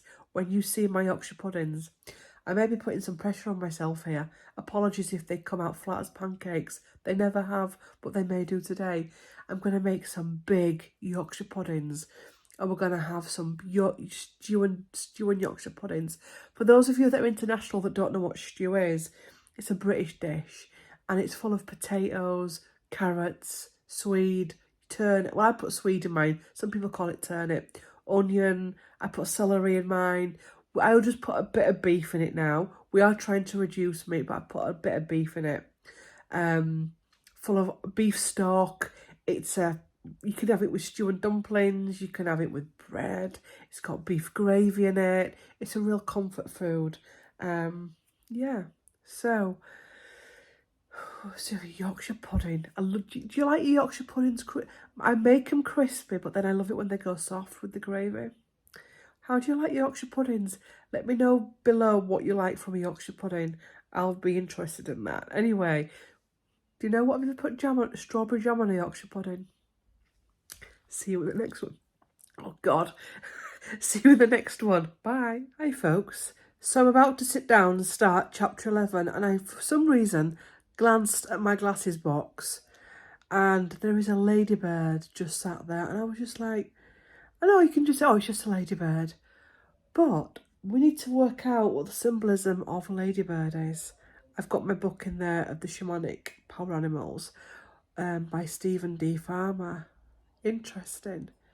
Why there would be a ladybird there. And she's just sat there, really still. I think the message is stillness. Stillness. Hi folks, so I went and got my book, which is the Animal Spirit Guides by Stephen D. Farmer. So I'm doing this one-handed. This is what ladybug means. If it alights on you, make a wish and your wish will be granted. Structure a time each day where you can pray or meditate in silence and solitude. Something you thought was lost will be making its way back into your life. Mother Mary is with you to guide you and console you, no matter what your religious or spiritual orientation. You're shielded and protected from irritations, pestering thoughts, or annoying behaviours from others. Now, In a couple of clips ago, I told you about the annoying fly and the annoying wasp, symbolising the annoying things in life at the minute. And then we get that. That's interesting. It also comes in just after we've read about the importance of meditation and stillness. Call on Ladybug when you're being called upon to increase your spiritual or devotional practices. You want to release your fears and anxieties and return to feeling trusting and happy. You felt disillusioned and you want to find your faith and joy again. You've planted your garden and want to keep pests to a minimum or eliminate them altogether. I mean, honestly, you can't make it up, can you? And I think that's the message as well, is, oh, it's just a ladybird. No, it's not. There's a message in everything. There is a message in everything. And the fact that it's on the glasses case, or the specs if you're in America, see, I know these things. What do glasses help you do? They help you to see. So if you, like me, are feeling irritated this week, it's just, do I go into why I'm feeling irritated? Maybe not. Do I? No. It's just something that's going on in the UK at the minute, and it's just certain people's reactions to it have made me pissed off, to be honest. The way, so I've done a brief video about it, and it's just the way some spiritual teachers are behaving in the community at the minute, and it's pissed me off no end. Pissed me off big time, to be honest. And I know through my sessions, other people are seeing it and they're getting pissed off too. And doesn't matter. None of it matters. What matters is your own devotional practice. What matters is your own healing practice. What matters is what you're doing. We can't control what other people are doing. There's going to be some crazy things we're going to be witnessing. People are going to be saying and doing things that you're like, you can't understand why they're doing that. That's fine. Where the focus needs to be is our sense of self and where we're at this time. You can't change the external. And that's another thing that's pissing me off. Pissing me off at the minute is the amount of people that think they're going to change the world. I'm here to change humanity. I'm here to wake people up. I'm here to heal humanity. And that is just a dangerous game to be playing. And it's a slippery slope down some dark rabbit holes. And that when you get to those rabbit holes, have nothing but entrapment down and ego. And I think one of the things that these scenes are probably trying to teach us whilst we're reading this together is the fact that we need to rise above that and let that zzz energy just do what it needs to do, play its tune, concentrate on a devotional practice. Right, I'll bloody get back to reading chapter 11, which is called Sudi's Sister Sarah. This is just me, this. I'm thinking, when's Jesus coming into this? Anyway, he may not even come into it. Who knows? But I'm reckoning he will, because it's called Jesus and the Essenes. Have patience, Claire. That's something else you need to work on. And I'm aware I need to get some more tripods for vlogging, that I can't just use my regular tripod on my knee and have it rocking like that. I'm aware of it. I'm going to do it. It's like anything. You don't realise what you need until you start doing it. So the first few vlogs are going to, are going to be a little, because you don't realise what you need until you do it. You can read as much bump as you want online, because if you do that, they'll have you buying everything. You don't realise what you need until you start doing it. So please be patient. I will see you in the next one.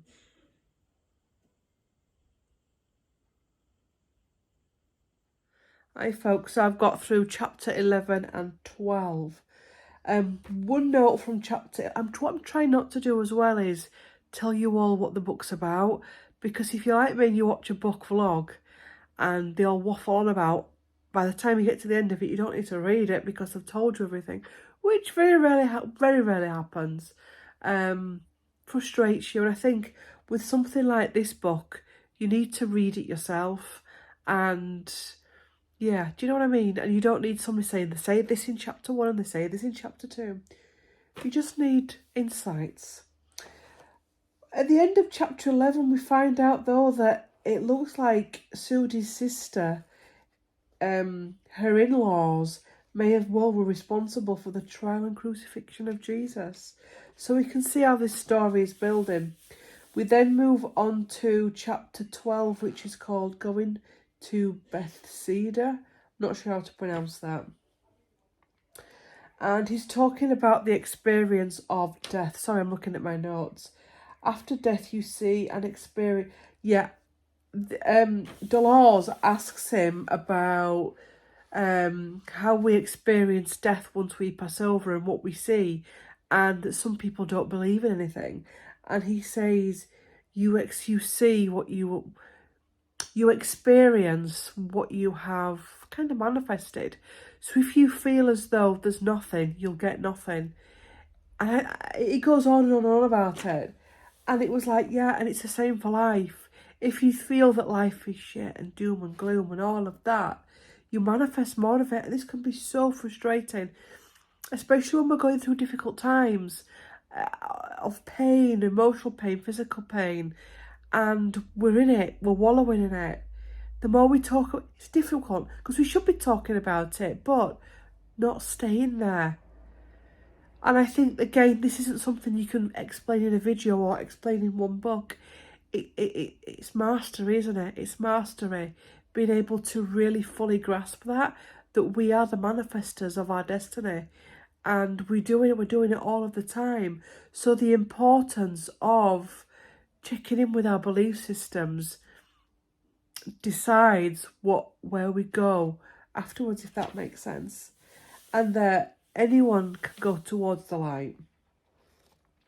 He also talks about, again, blocks to third eye and blocks to our psychic abilities.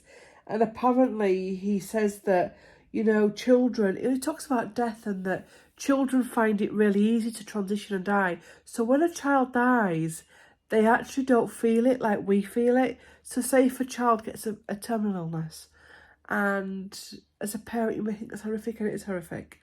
But the child doesn't see it like that because the child is used to being in spirit. They've had very little time here, so it's easy for them to transition back into spirit because they've not lost it yet. And Dolores asks him what causes children to lose it, to lose that magic, that ability to remember. And he says one of the things is when children are called foolish. And depending on what your parents brought you up as, what era you were brought up in, were you taught to switch off your feelings? Were you taught to embrace a strict routine, to embrace a strict way that you do this, you do that? And how much damage that causes as you go through your life and as an adult, and how that can impede on your journey as well. And the stuff that we say to children as well, because it's not just about what was said to us. And if that's happened to you, healing that, making peace with it, to know that you're not foolish. And I think that is causing people to have blocks on their healing path as well. She also asks him about demons, and he says that we need to show love and tolerance towards demons. As I'm talking about it now, I'm also getting a download that not just the demons, but our demons. Love and tolerance towards our demons. So many people do not want to look at their shadow side or any aspect of that. No. We must show love and tolerance towards it and the demons. I know that when we're removing demons from people, we don't go in all guns blazing. We go in with love and kindness and respect. And he says that even the most darkest demon within the universe has a chink of light within them. And that may be a difficult thing to grasp, but it's true. Everything has light in it, regardless of what it's done, what it's said. It's about trying to grow that. And the more that we can try and grow that and birth that in a demon or in someone you may perceive is a demon, maybe they've done devilish things, and yourself as well, you get to grow that chink of light. And that's how you save the world. And again, you're not going to do that on your own. It takes a long time. It's going to take, and I think rightly so, it should take a long time. It's not just going to be a quick fix. All of this nonsense out there at the minute, you know, it's all going to happen tomorrow, the next big event. This is deeper than the next big event. This runs deeper than the next whatever upgrade that comes in. And I think that's why we need to take our time with it. So what I'm going to do now is I'm going to go off and I'm going to watch a little bit of YouTube and chill down a bit. Because like I said yesterday, it's a biggie, this bug. We're back that ladybug again. And I think you need to take your time with it. So I'm going to go off and I'm going to watch a bit of YouTube, a bit of book vlogging, and then I'm going to make some Yorkshire puddings, and I'm going to show you my Yorkshire puddings. I'm going to talk you through how I do it. It's very simple. So I'll catch you in the next slide. And I'm going to look at different, what they're called. These things I've got my phone on. What are they called?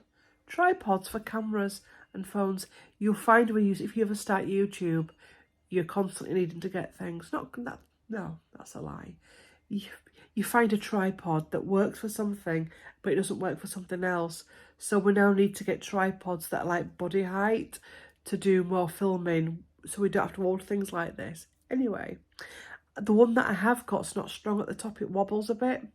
Anyway, we will find it. We will find what we need eventually. See you later. So folks, the simple ingredients for the Yorkshire puddings: plain flour, eggs, milk, salt and pepper.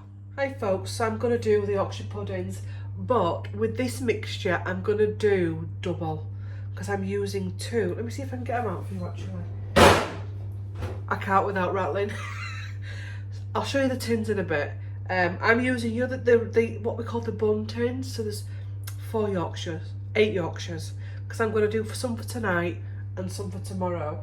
So I'm going to do double mixture. So usually I do 2 eggs. Now I'm going to do, I'll bring you a bit, no, I'll leave you where you are. I'm going to do 4 eggs. So I'm going to crack the eggs into the bowl.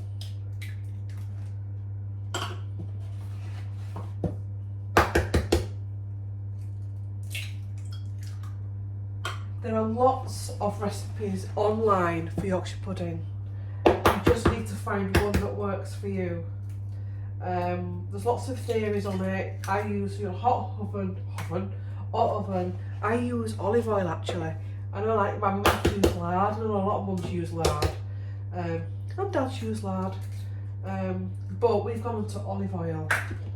So give those a right good whisk like that. Well, as you're whisking them, manifest lots of air into them. Imagine lots of air, because by doing that you get lots of air in it and they go really big. So you'd use, how much plain flour? 4 eggs and then 140 grams of plain flour. So give that a real whip. A nice big bowl and a whisk. Because you want big, fat Yorkshire puddings. You don't want them going flat. Salt.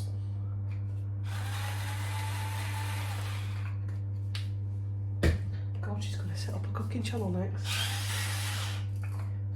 The shamanic chef. Imagine. Give her another whip.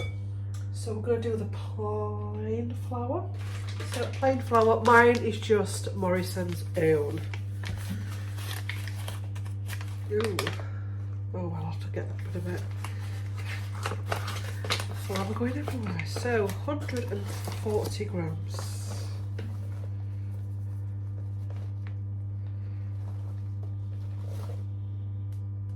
Exactly.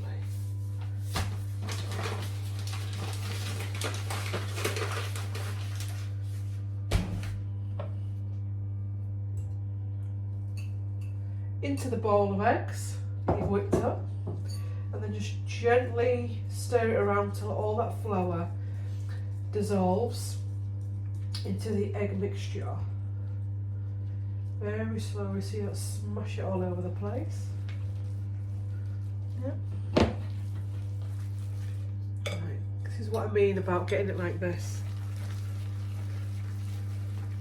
I mean, even though it's a thick mix, this, but what we want to put the milk in, you're still thinking about getting all that air in. And then 200 milk, so 200 millilitres of milk. Okay, scratch your head.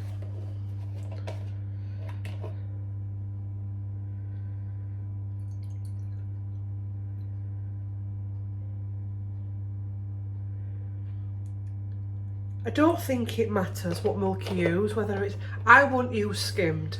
I mean, we use semi-skimmed, we're on lactose free at the minute for Gary, but you can use whole milk if you want, I suppose. I've never used whole milk for Yorkies, but there you go. Tip all that in there.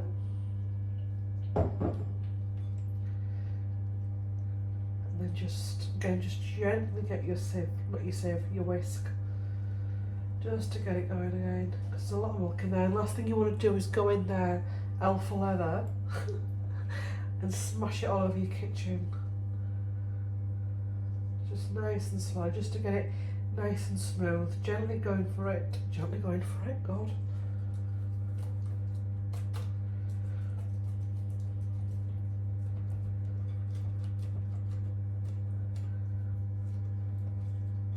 One of the reasons why I'm doing these vlogs as well is because a lot of people have lost the mojo for cooking and for just housekeeping kind of things.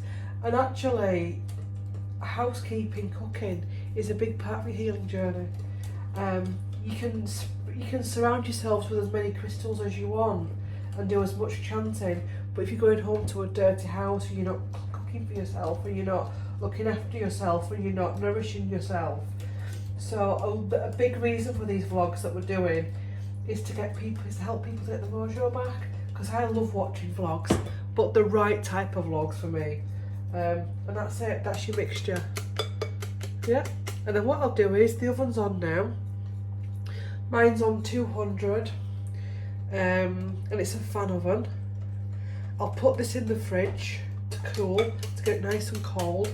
And then once that's heated up for about 15 to 20 minutes, I'll then put my trays in with the fat in, and I'll put them in for about 20 minutes and time that, and then I'll pour the mixture in, and then I'll put them in for about 20 minutes. And they should be done in about 20 minutes. You know when Yorkshires aren't done because they're still a bit runny. But you're going to have a look, you're going to see what Reiki and Shamanic Yorkshires look like. Give it a right good whisk. And then I'm going to pop that into the fridge. I'm going to step out, look at that kitchen. And you know something else as well? Oh, I can't move that over there. Just trying to have a move around. It doesn't matter what size your kitchen is. In our last house, we had a huge kitchen. And when we moved, we wanted a smaller house, because it was too big. It was too big for two people. We wanted to make life simpler. And people say, oh, I can't cook, I've got a small kitchen. Yes, you can. So I'll see you in a bit. Hi folks, so those are the tins that I mentioned earlier, and they're now ready to go into the oven. There we go. What do you think to these? They are a bit burnt, these ones here, but that's fine. But look at this. I told you. Hi folks, how we're doing? Honestly, this book is getting deeper and deeper, and this evening after my tea I've managed to, because I told you I'm taking my time with it, and these past couple of chapters have been big ones as in lots of pages, but also big as in lots of energies whirling around. Oh God, sorry I fell over then. See what I mean? I got to chapter 13, I finished that, and that's called The Questioning. And I got another little download through that, and he was talking about something about the sadness that many of the Essenes could feel, and the despondency. And one of the visions I got was that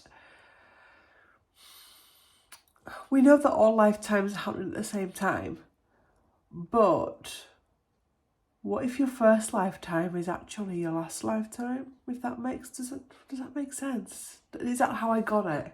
Where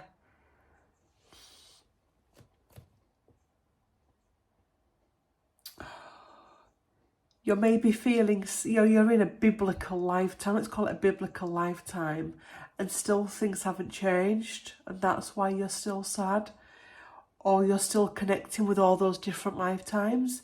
It's all, and many people are feeling this now, this overwhelming feeling of this is so heavy, and the deepness of it, and the fact that no matter how hard you dig, there's still more to find out.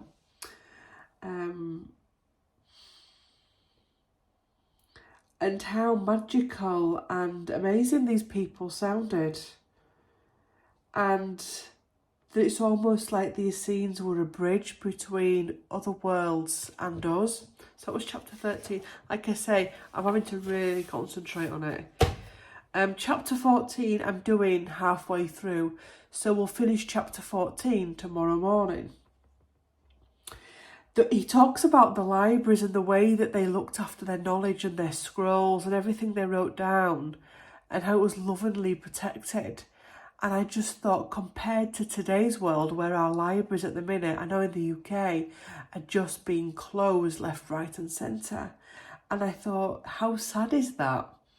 And I know that the libraries that we have don't have the knowledge in that these libraries had, but they do in a way, because all books have magic in. And one book leads to another book, leads to another book. And then what I got was, yes, Claire, but what if everything is meant to fall apart for it all to fall back again and to grow again? So we will be seeing new libraries. We'll be seeing knowledge collated in different ways. And what I'm seeing is like the podcasts and things like that. Videos like this. I'm not putting my videos up there with that.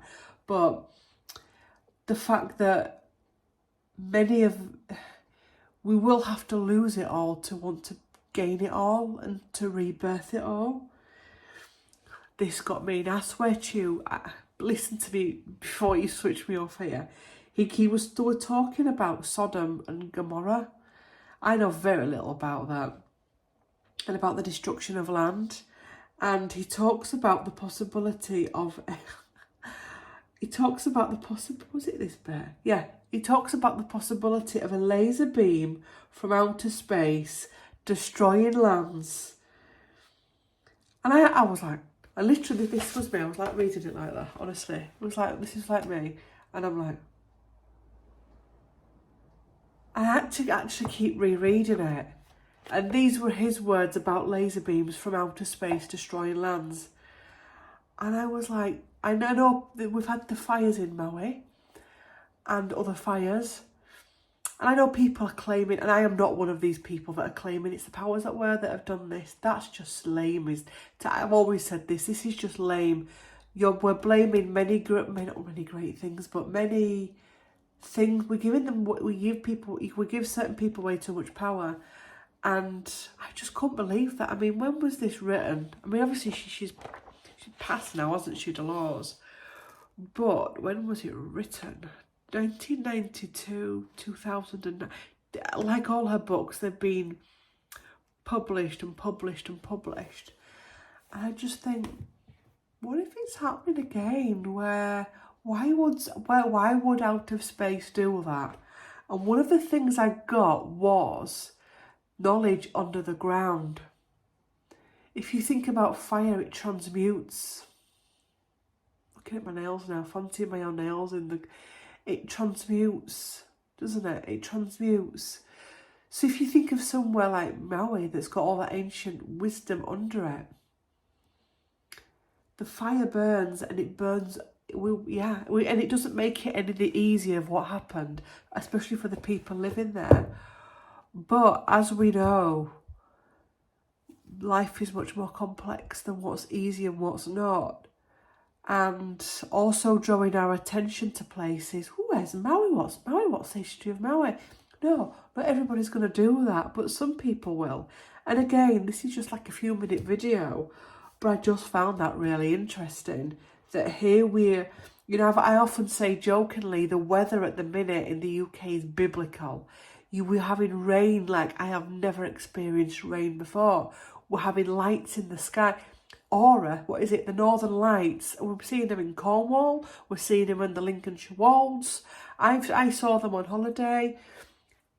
Things are getting biblical, and I think we're going back into these times. But we're hopefully going back into these times. I'm going on my own, leaving you lot there. I'm joking. I think we're going back into these times, but it's with a different outlook. Does that make sense? We can go on. I mean, it's a little book, this. Literally, I should have finished this in a day, but you can't. And I defy anyone that has, because I think if you have, I don't know. I think it's a book that even if you have finished it and whipped through it, I think it's when you go back and then you take your time with it and read it again, because we've not even got to the life of Jesus yet.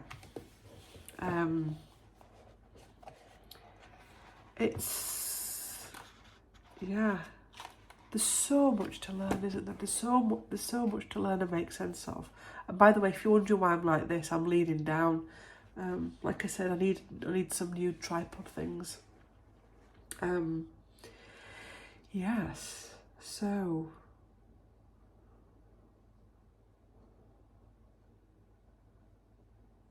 it's interesting. It's very interesting. I feel like I want to finish the chapter now, but it's so intense that I want to try and, because tomorrow is, well, Fridays and Saturdays for me, what we call Shamanic Friday and Shamanic Saturday. But the shamanics are on Saturday this week, so when Friday doesn't have shamanic healings in, it is a cleaning day for me. So I will be reading this throughout cleaning tomorrow, so you can join me doing the housework. Because I never pack in shamanic healings, you just get knackered doing them, proper worn out, tired. You need to regenerate afterwards. So they're either, I very rarely when I do them, belt them out on a Friday and a Saturday. It's either or I do one on a Friday, one on a Saturday. So I'll have more time tomorrow away from worky type stuff. I'll be doing a bit of admin like I do for work, but there'll be no sessions and no videos, apart from these videos tomorrow. Anyway, what do you think of this book? What do you think of this time? Are we going back into biblical times? Are these messages, I don't want to say we're going back into biblical times, but are messengers from biblical times trying to get our attention to certain things, to wake us up to ourselves? Are the ancient energies of ancient lands rising up through fire, through wind, through water? Are we also being reminded of our ancient ancestry, our ancient heritage within ourselves and with our bloodlines? It'll be interesting to see how it goes. I'll see you in the next one. Bye. Hi folks, how you doing? So today is Friday, and my aim hopefully for today is to get the book finished, because I'm enjoying it, but I'm aware that this vlog is going over many more days than I thought it would, and I don't want the vlog to become too long in time. And I'm getting to the Jesus bit, so I want to get through those, because that's why I'm reading, because I want to read about that time in history. But, so between cleaning and listening to podcasts, I'm going to get a chunk of it done this morning, and I'll get back to you after I've done a couple of chapters. And I'm going to sit down throughout the day at certain points and try and get a chapter done, a couple of chapters done. And hopefully by the end of today, being Friday, we'll have got it done.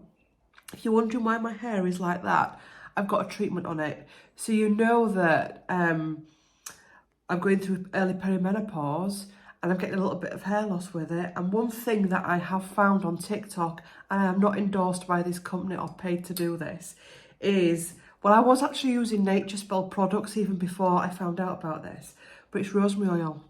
And what you're meant to do is put this on your scalp, and it actually encourages hair growth again, and it works.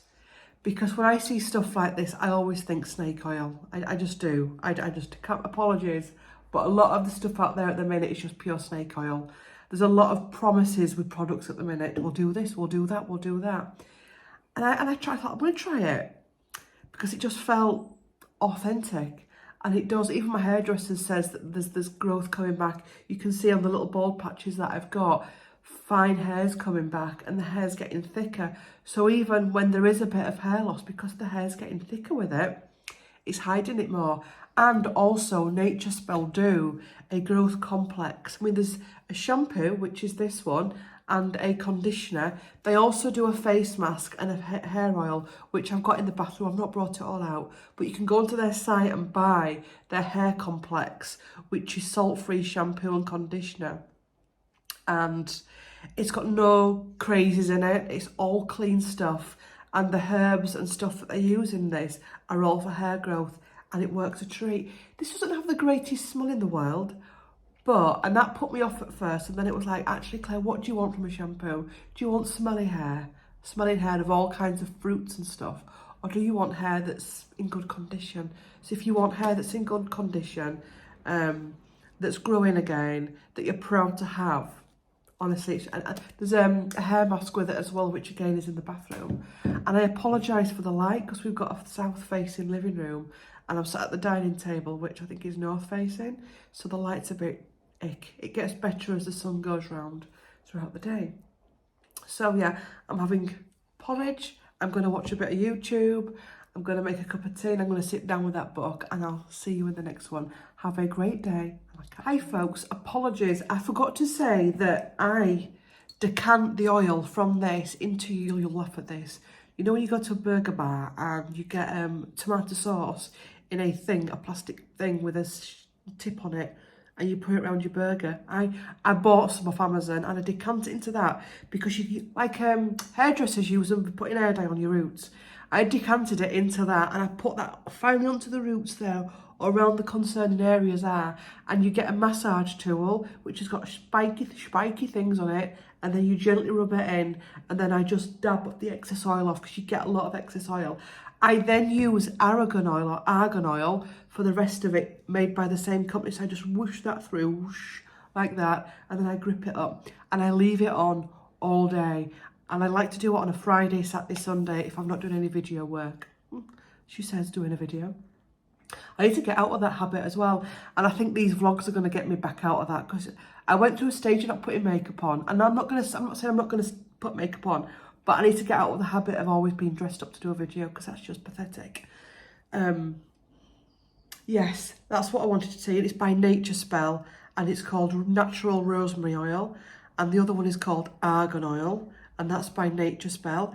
Any books that I've used in this video, any products like this that I've recommended, will be in the description box. You just have to go to the description or the pinned comment at the top of the comments and scroll down. I think that's all I wanted to say to you.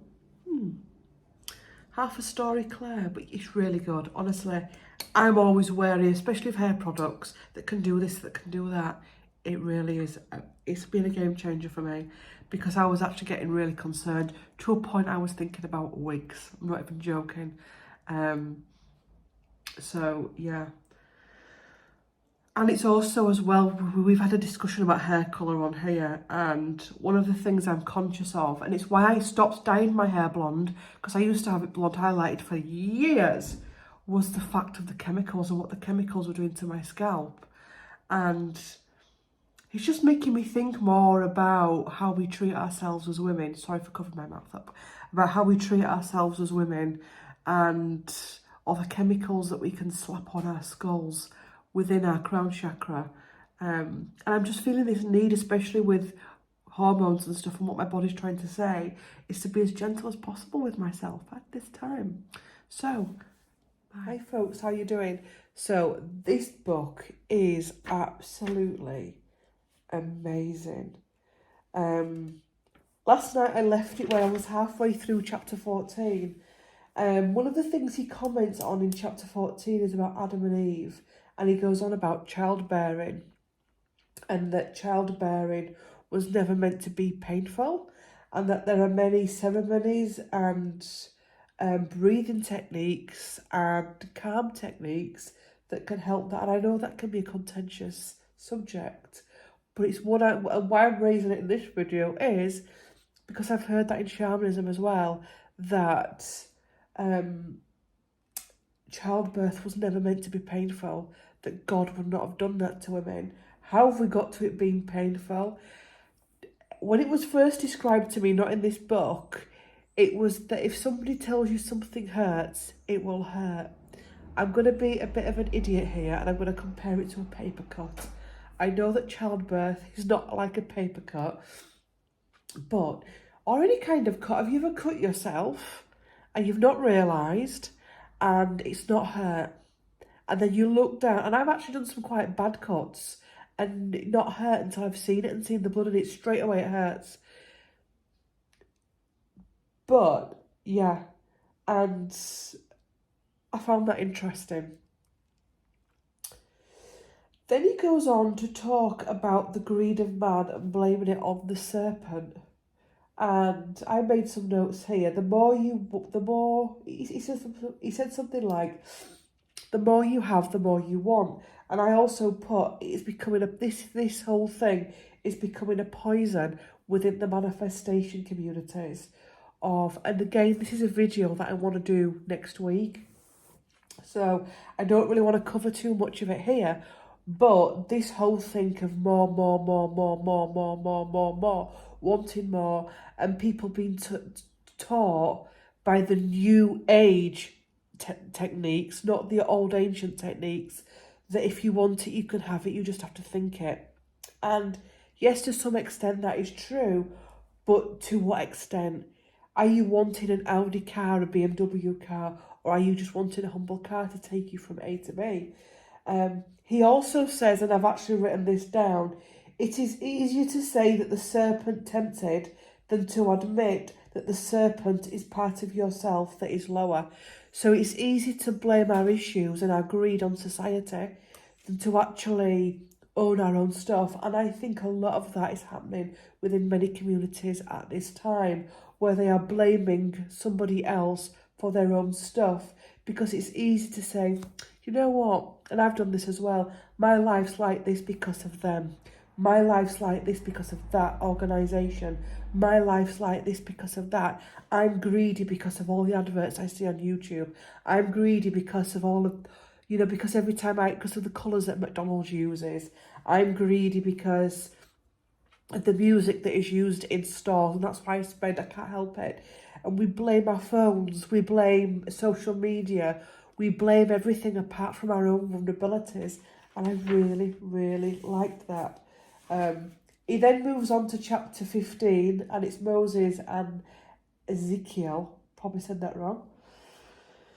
And he talks about the parting of the oceans, that it wasn't the parting of the oceans, it was the fact that they could walk on water. And one of the things that I'm still with this silly cold. One of the things that came to whilst I was reading that was that, take these off now, they're doing my head in. I get used to, because I don't wear them all the time, and you'll know this if you just wear glasses for reading. If you don't wear them all the time, they can irritate you. Especially when I'm doing video work, because I just look at them. One of the downloads I got was that time when they walked across the sea, we still had many of our galactic qualities that we could still use. But the further that we've come from that time, that we've lost that. So actually, during that time, that would have been quite normal to walk across sea, because you would still have had more of your galactic heritage. He then goes on to talk about, and I've not written this down, about spacecraft in the sky, and about how the spacecraft in the sky was used in war. And I must admit, as I was reading it, I was like, it literally felt like he was talking about today's world. And it made me think again of what I said in a previous video clip. What if your first life isn't your first lifetime, it's your last lifetime? And excuse me, burp. That is in fact talking about now, because, and then Dolores said, wait a minute, this is actually quite scary, because this sounds like what we're living in now with the wars. That spacecraft was used as warfare back then. We're trying to put it all in a nice, neat timeline. Is it in a nice, neat timeline? Or is it, is it all just happening now? Stories from the past, the present, the future merging. And again, it comes back to what I said in last night's clip about, are we going back to biblical times where we're going through huge things in order to teach us stuff, in order to bring us back to the sense of self? I'm trying not to quote everything he says in this book, because I want you to read it. If you want to read it, there's nothing worse than when you want to read a book and somebody just tells you everything that's in it. I'm trying not to do that. But at the same time, it's hard because I want to talk about so much more, but this video can't go on and on and on and on and on, just bore people. So chapter 15, I'm going to do some washing. I'm going to hang some washing out. Then I'm going to clean the bathroom, clean my workspace and clean the bedroom, and then I'm going to read chapter 16 and maybe come back to you after chapter 16. So, enjoy the rest of your day, and I'll see you. Yeah, what do you think of this book? Honestly, it's fascinating. It's a fascinating book. But what gets me is it shocks me, but it's not shocking me, if that makes sense. And if you're wondering what that is still that bite thing I had.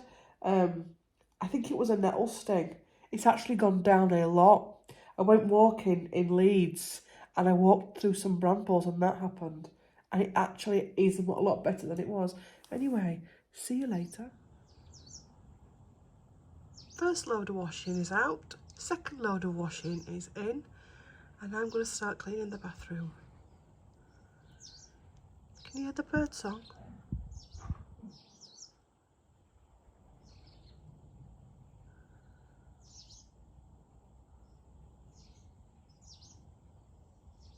Hi folks, how you doing? So chapter 16 is now done.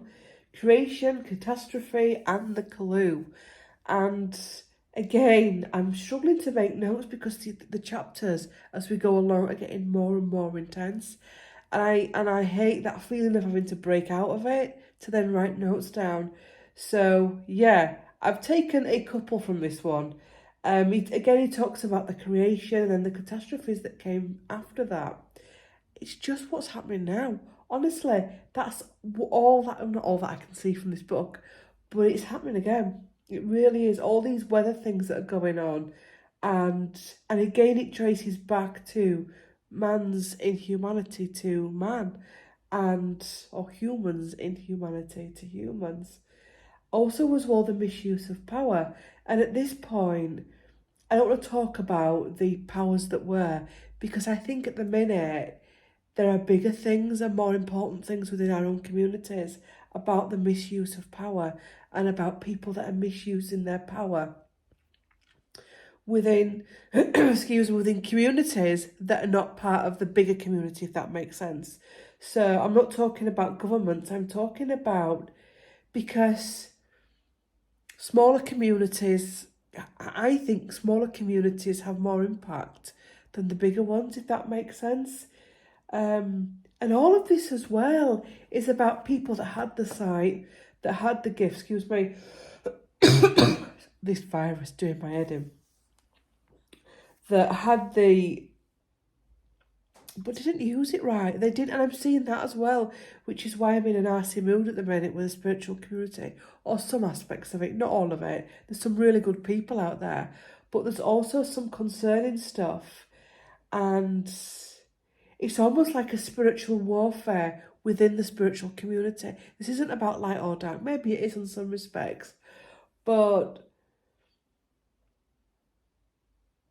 yeah.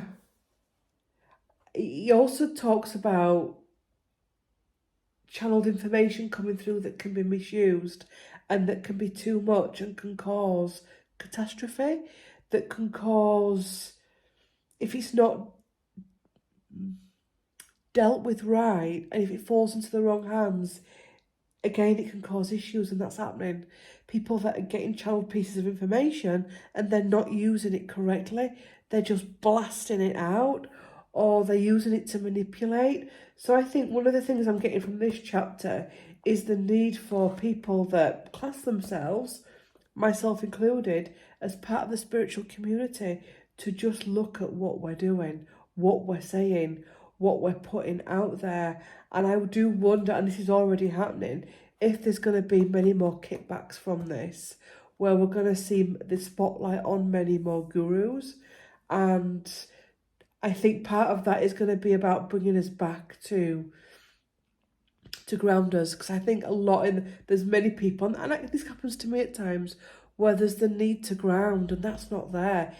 So sometimes I hear stuff via client sessions or things that have been said via other channels, etc., and it like literally blows my mind how much misinformation is out there within the spiritual community. And this isn't about getting things right or wrong. This is about how it's being used and how it's becoming, how it's starting to unground people as well. He also talks about light beings. And when I got to this bit, it reminded me of the term light worker. of which also I have an issue with at the minute.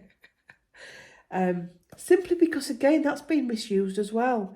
And as I was reading it, I thought, the real true light workers on this planet wouldn't call themselves that. They definitely wouldn't be brandishing it all over Facebook, Instagram, YouTube. They just wouldn't. They're genuine, because he defines what a light being would be. And they just wouldn't. And I just thought, again, being mindful of what labels we place on ourselves. Because if you are not there, there will be a kickback. And I think that's also what we're seeing. The pressure that people, I'm a light being, I'm a light worker, I'm this, I'm that. And it's almost causing an implosion within the spiritual community. And again, we're going back to biblical times, and we have to pull back from that. We have to pull back. Have I put any more notes in? No, I haven't. And the crazy weather systems that are coming and that are happening just as I'm sat here doing this video. It's interesting. The chapters are just intense, though. The more you read it, the more intense it gets, and it's like, it's a brain twister. But at the same time, it isn't.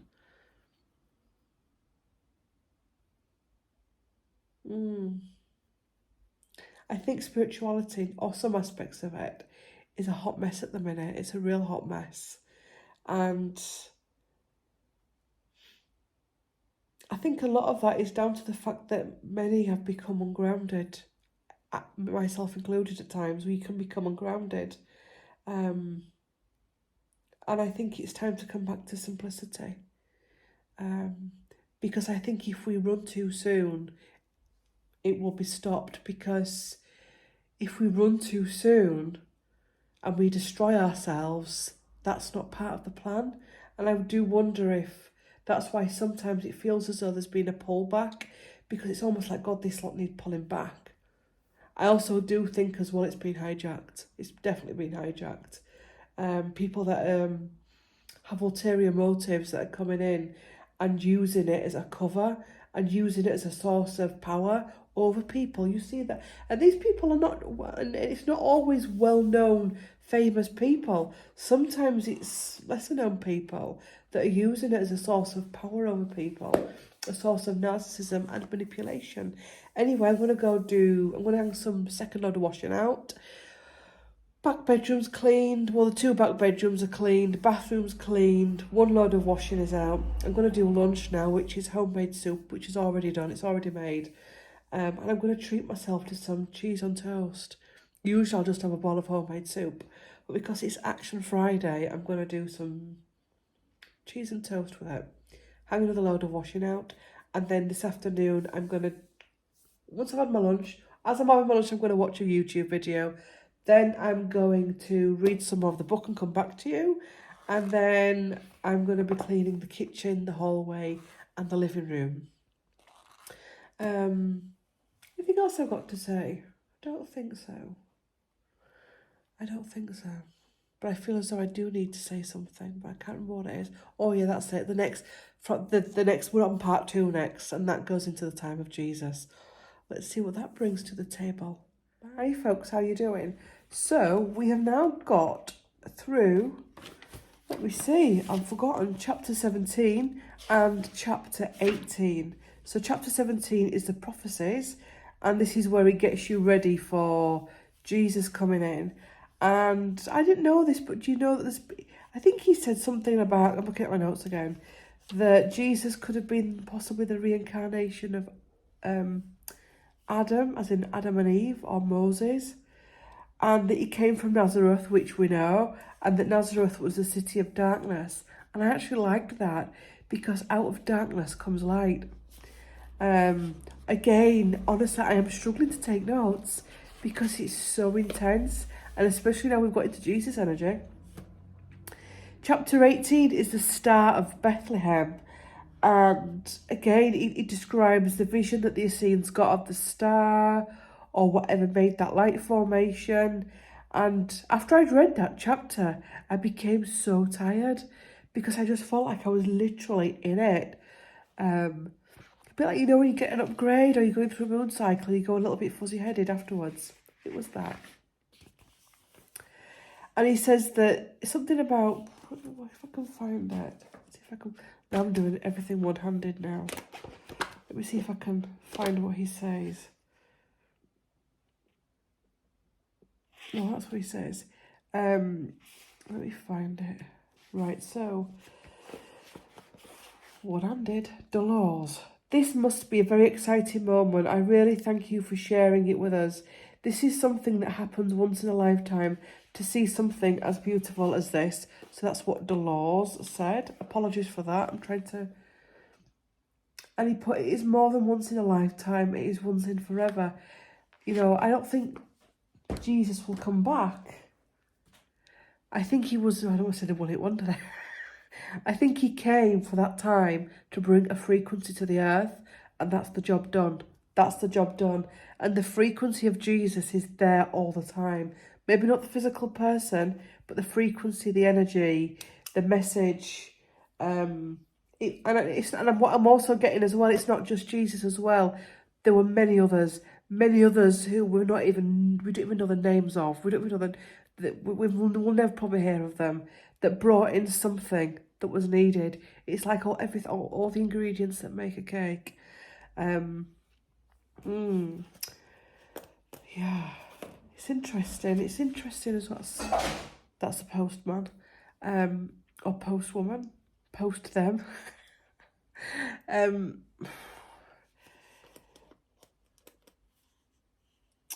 What was I going to say? Cheeky Claire, don't get controversial. What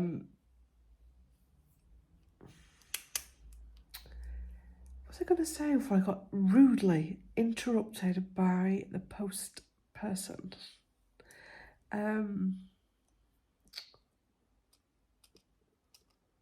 Frustrating. Oh, yeah. You know, it could be easy to read this book and go, oh, God, they've lied to us, they've lied to us. But I've got another theory as well. You know, and this happens still today. Yes, there's always some manipulation. Somebody always wants to manipulate something. But there's also the energy with stories of, say, for example, at 9 a.m. on a, I don't know, Monday morning, two women meet and they have a fallout in the street. By the time that story gets passed around the neighbourhood, it's added onto. And it's not always through malicious intent. A lot of the time it's ego, because everyone wants to have a piece of that story that nobody else had. So they add it on. And then it goes round. And it starts off like a little snowball and it finishes off like a huge snowman. And you get that now. You get that now, where people, they revel in the fact they just know it. They've heard it, they've seen it, they've sensed it, they feel it. And it's almost like, and then somebody else comes in, and I'm going to pop this down because it's doing my head in, shaking. It must be doing yours in as well. And then somebody else comes in. Oh, God, that camera angle's awful. Oh, God, I need to get some new thingies. Some new tripods. I actually do have a tripod that I could be using because I found it this morning, but I've just been too lazy to get it out. What was I saying about story? I'm finding that now with a lot of stuff that's out there at the minute, a lot of truthers seem to be going into competition with each other of who can get the biggest truth, and it's boring, it's exhausting. And so, yeah, it's an eye-opener, this book. It makes you think more about life than just this, because you can see the same patterns repeated in our daily life. So, yeah, cheese on toast didn't happen because there was no cheese, because the cheese was off. So it must have been left in there when we went away on holiday. And now I'm going to go and finish off the rest of my chores. And we should call it chores, actually, should we? Jobs, daily jobs. So I will see you in a bit. Hello again. So I've done chapter 19 and chapter 20. And I've stopped making notes because I just wanted to chat casually about it. I was going to wait. I was going to wait until I got to the end before I came back on, but then I thought, no, don't be an idiot. I tell you But the Bible, apparently, according to this, the Bible got Jesus' looks right, because apparently he had red hair, and Suddy was saying, who was one of the Essenes, that people born in that part of the world back then would have had blonde hair or red hair. So, it's just... And also he says that Mary was 16 when she had him, and Joseph was much older. And apparently Joseph died when... Does he die in the Bible? I don't think... And obviously he will die at some point. But yeah, it's very interesting. And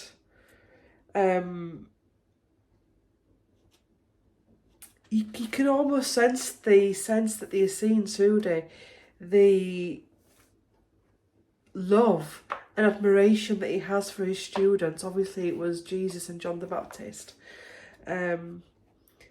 I got a bit frustrated with Dolores, where she kind of manipulated him into telling her because he wouldn't. He's very private. He's very protective of Jesus, and he doesn't want to give certain things away. But she kind of gets him to. By I don't know what I think to that, because he seems like such a humble man. But at the same time, had she not, we wouldn't have this kind of work, would we? It just makes me wonder just what else we don't know. And you always get people that claim to know, I know this, I know that, I know the other, I've seen this, but actually I don't think we know it. We just don't. And I think that's been part of the mystery of it all, that we don't have all the answers for it. So my next chapter is Jesus and John, completion of their stories. And then it's Jesus Travels and Mary. They're actually quite short chapters now. There's been some really long ones. Jesus' ministry begins. Preparation for crucifixion. Crucifixion, resurrection. The purpose of the crucifixion and resurrection.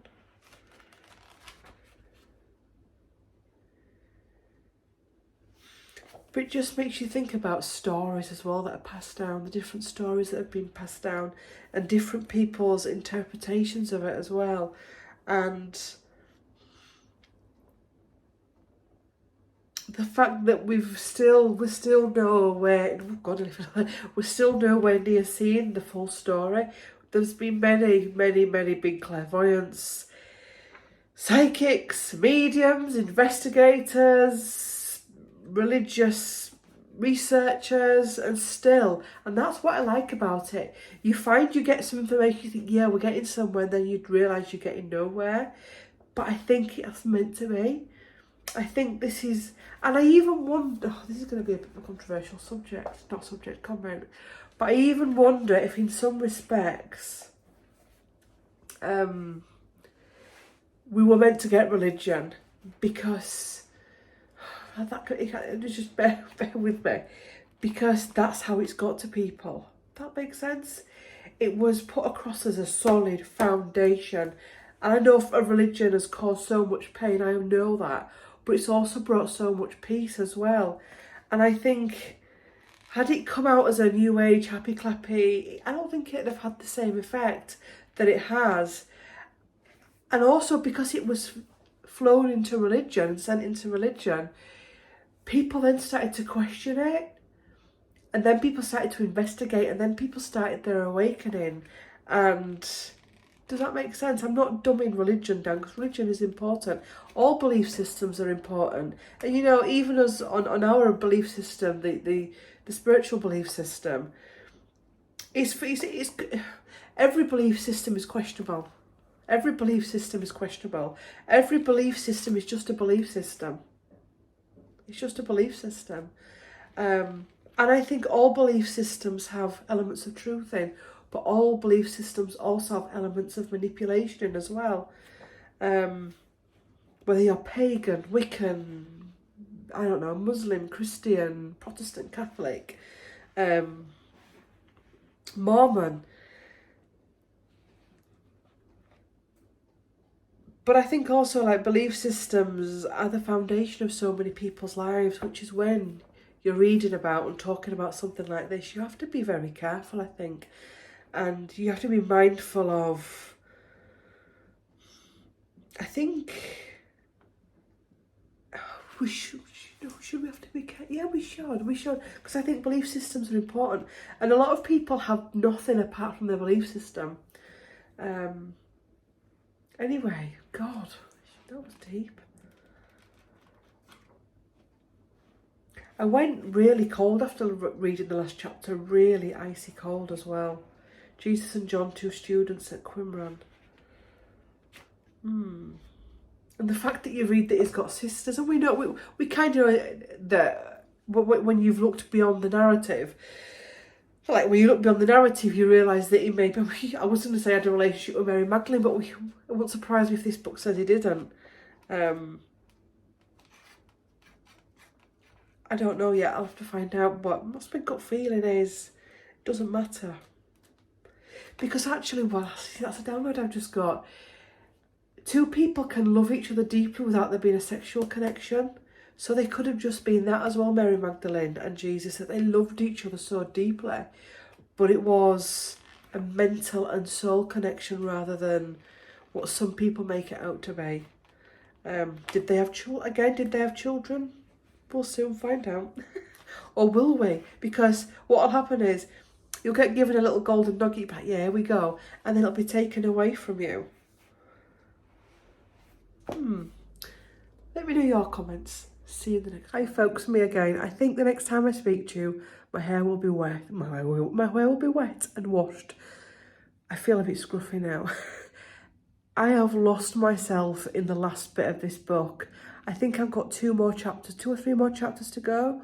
I'm not taking notes, I'm just going with it. And it's, let me know if you've already read it and what you think, but it just seems to pull you in, but in a really gentle, loving way. And you literally feel as though you're there. You really there. I mean, but what Dolores has done is a pure gift, and not many, many people may not believe it. They may not want to go there, but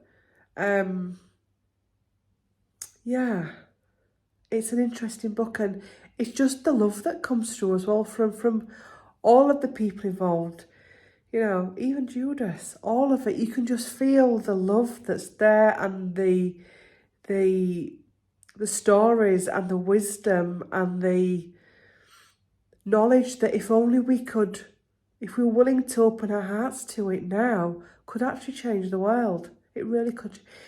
If all people could do was just open their hearts, the world would be changed. And I am looking rosy cheeked because I am cooking. So I will catch you later. Honestly, it's a book to take your time with, and to, yeah. If you're thinking about getting it, get it.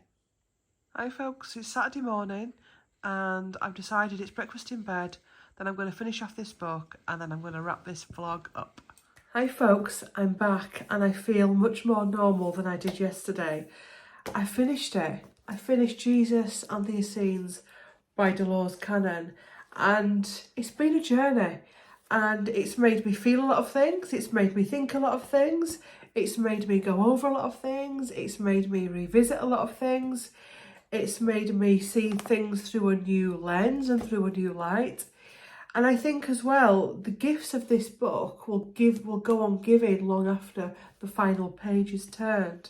And I think that is also like the story of Jesus, Yeshua, whoever he is to you, Christ. And I think that was one of the many gifts that he brought to this world. And it'd be impossible to sum up this book in one video.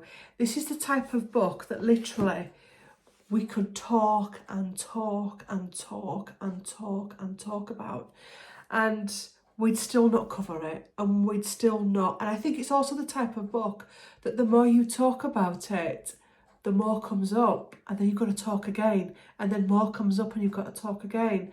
And it's been a blessing. And I do even wonder, I know I've gone on about it, but one of the ways the body purges is via the sinuses. And when you get a virus, what happens is the body goes, oh yeah, this is brilliant. We've actually got an opportunity to get some stuff off. And Sometimes you get a cold and you just think it's a cold. And then sometimes you get a cold and you think, this is going a bit deeper, is this? It's the same with like diarrhea and sickness. Sometimes you think, yeah, that's diarrhea and sickness. And sometimes you think, yeah, that's diarrhea and sickness. But something else is cleansing, something else is clearing, because sadly, it's how the body clears. And I felt whilst reading this, a mixture of physical things, emotional things, spiritual things, and mental things. I did go back to taking some notes in my little diary.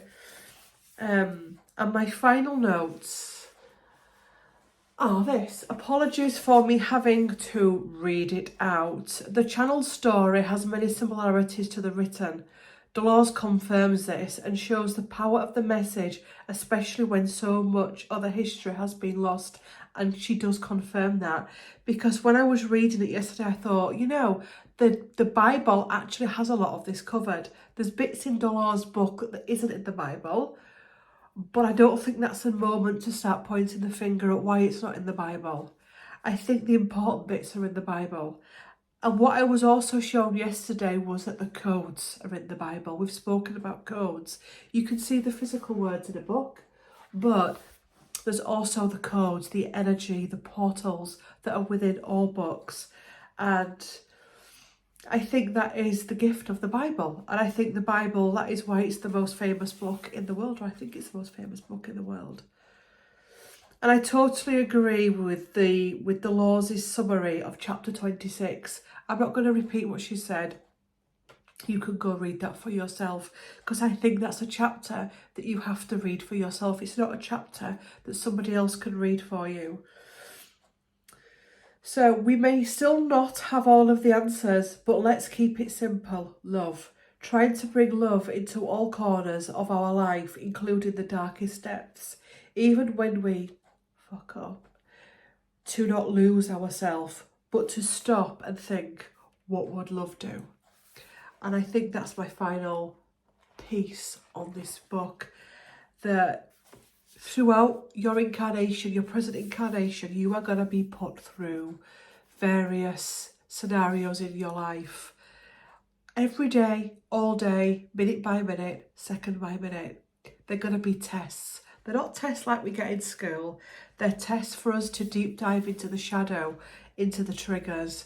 And in order for that to happen, you will come across many traumas. You will come across many people that will trauma you, hurt you, betray you, destroy you, try to destroy you, backstab you, break you. But in all of that, it is also trying to make you. It's trying to make you as a person, but it is also trying to make you look at what needs to be looked at. And one of the reasons why we all get triggered when we hear things, see things, experience things, why we can go into fight and flight, is because it is a projection. It is something that we do not want to look at. And in so many cases, including myself, we can go, that's their fault, they said that, they did that, because in a lot of the cases, it's too painful to look at. And I think reading that book is highlighted that, and highlighted the need to come back to simplicity and being totally honest with ourselves, that we are a fucked up human race at the minute. We're very messed up. All of us are very messed up. We're very injured, and we're still injured. And like I said, I don't know which video clip it was. You know that enlightenment chart? Scrap that. Honestly, scrap it, because that's actually stopping us evolving. By looking, oh, it's on my phone, isn't it? My tablet, it's there. But anyway, the enlightenment chart, where it's like the colours of the chakras. I don't know, it's different for different, whatever you Google it. I think it's time to make it more simple. And I think also as well, if you look at the crucifixion energy, we're going to be given many, many scenarios in our world, in our personal world and the collective world, where we are going to be crucified.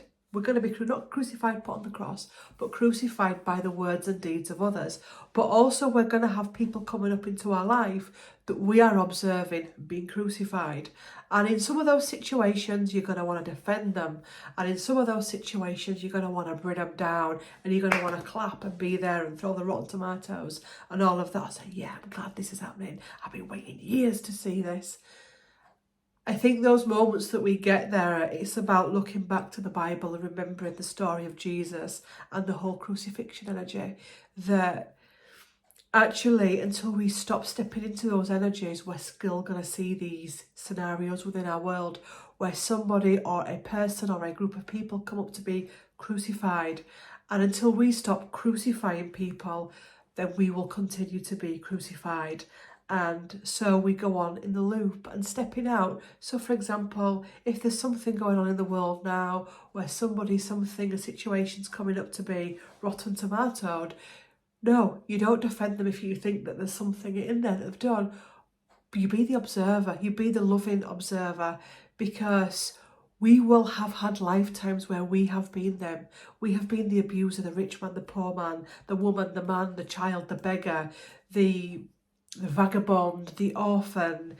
We've lived in every single country in the world. We've been every single religion. We've been every single belief system. We've been everything. We've been slim and beautiful, attractive. We've been curvy and curvaceous and buxom, and we've been slim and weedy, and we've had glasses and not had glasses. We've had black hair, brown hair, platinum blonde hair. We've had short hair, long hair. We've been warriors. We've been wimps. We've been victims. We've been survivors. We will have been everything. You don't. I still get a bit triggered when people say, "God, I can't believe I was that in a past life. I've always been a good person." No. Jesus will have had many different lifetimes where he will have been it all. And I wonder also as well with Jesus whether that was him showing us the last incarnation, what the last incarnation's about, to make us see that it is possible. And it takes time. It takes time, it takes blood, sweat and tears. It takes daily, minutely, secondly, hourly accountability. It takes crying your heart out, raging at the world and having to reassess, regroup, start again, picking yourself up, apologising to others, yourself. And sometimes you can't physically apologise to someone, so having to do it energetically. But yes, it's been an interesting book, and it's been one that I've enjoyed reading, and it's made me want more of the story as well. And the fact is, what I'm hearing is the story goes on within us. So thank you for watching this. I think the next reading vlog that I'm going to do is going to be that Titanic book that I got on my holiday, which I showed you. So it's a story, it's a book with lots of different perspectives and stories of people that were on the Titanic. I'm going to be doing a vlog on that. As I'm sat here now, the vlog for the September holiday is uploaded. By the time you watch this, that video will be uploaded. You will have probably watched it. What else is there going to be a vlog of? There's going to be a vlog in December where I'm going to be reading the book by the Queen's Dresser, and I'm going to be giving my views on that. I can't remember what it's called. There's going to be some vlogs at Christmas, Vlogmas, and anything that I think in between, because I'm enjoying these vlogs and we're getting good now at going on the laptop and putting things in, like cutting things out, adding music, adding voiceovers. I'm flying with this actually. I'm really enjoying it. So let me know down below what kind of vlogs you'd like me to do. I know next year, once the season starts to come back, there'll be more holidays, days out. We're still going to do the royal palaces, the royal castles. Obviously, it's not going to be done straight away. It's going to take time. But if this is your thing, stay around. Comment below. If you've got to the end of this video, leave me the prayer sign in the emoji, because I know people like to comment, but sometimes you don't know what to put, do you? What shall I put to that? That was a great video, Claire. No, that sounds cheesy. Loved that, Claire. Oh, I'm a bit shy. Just put the... That's why I say about the emoji, because I know people like to, but they don't want to put some words out there. So the prayer, love arts, some chocolate cake, whatever you fancy in the emoji section. Share this video if you think it will, if you think it will help people. If you've enjoyed this and you want to watch more vlog content, my playlists, I've got vlogs in there. By the time you watch this, there will be 2 more. There'll be the Althorpe, the September holiday vlog on Regal Princess. There will be this one, and I think there's going to be a book section as well. So yeah, thanks for watching. Like, comment and subscribe, and I will see you in the next one. Bye.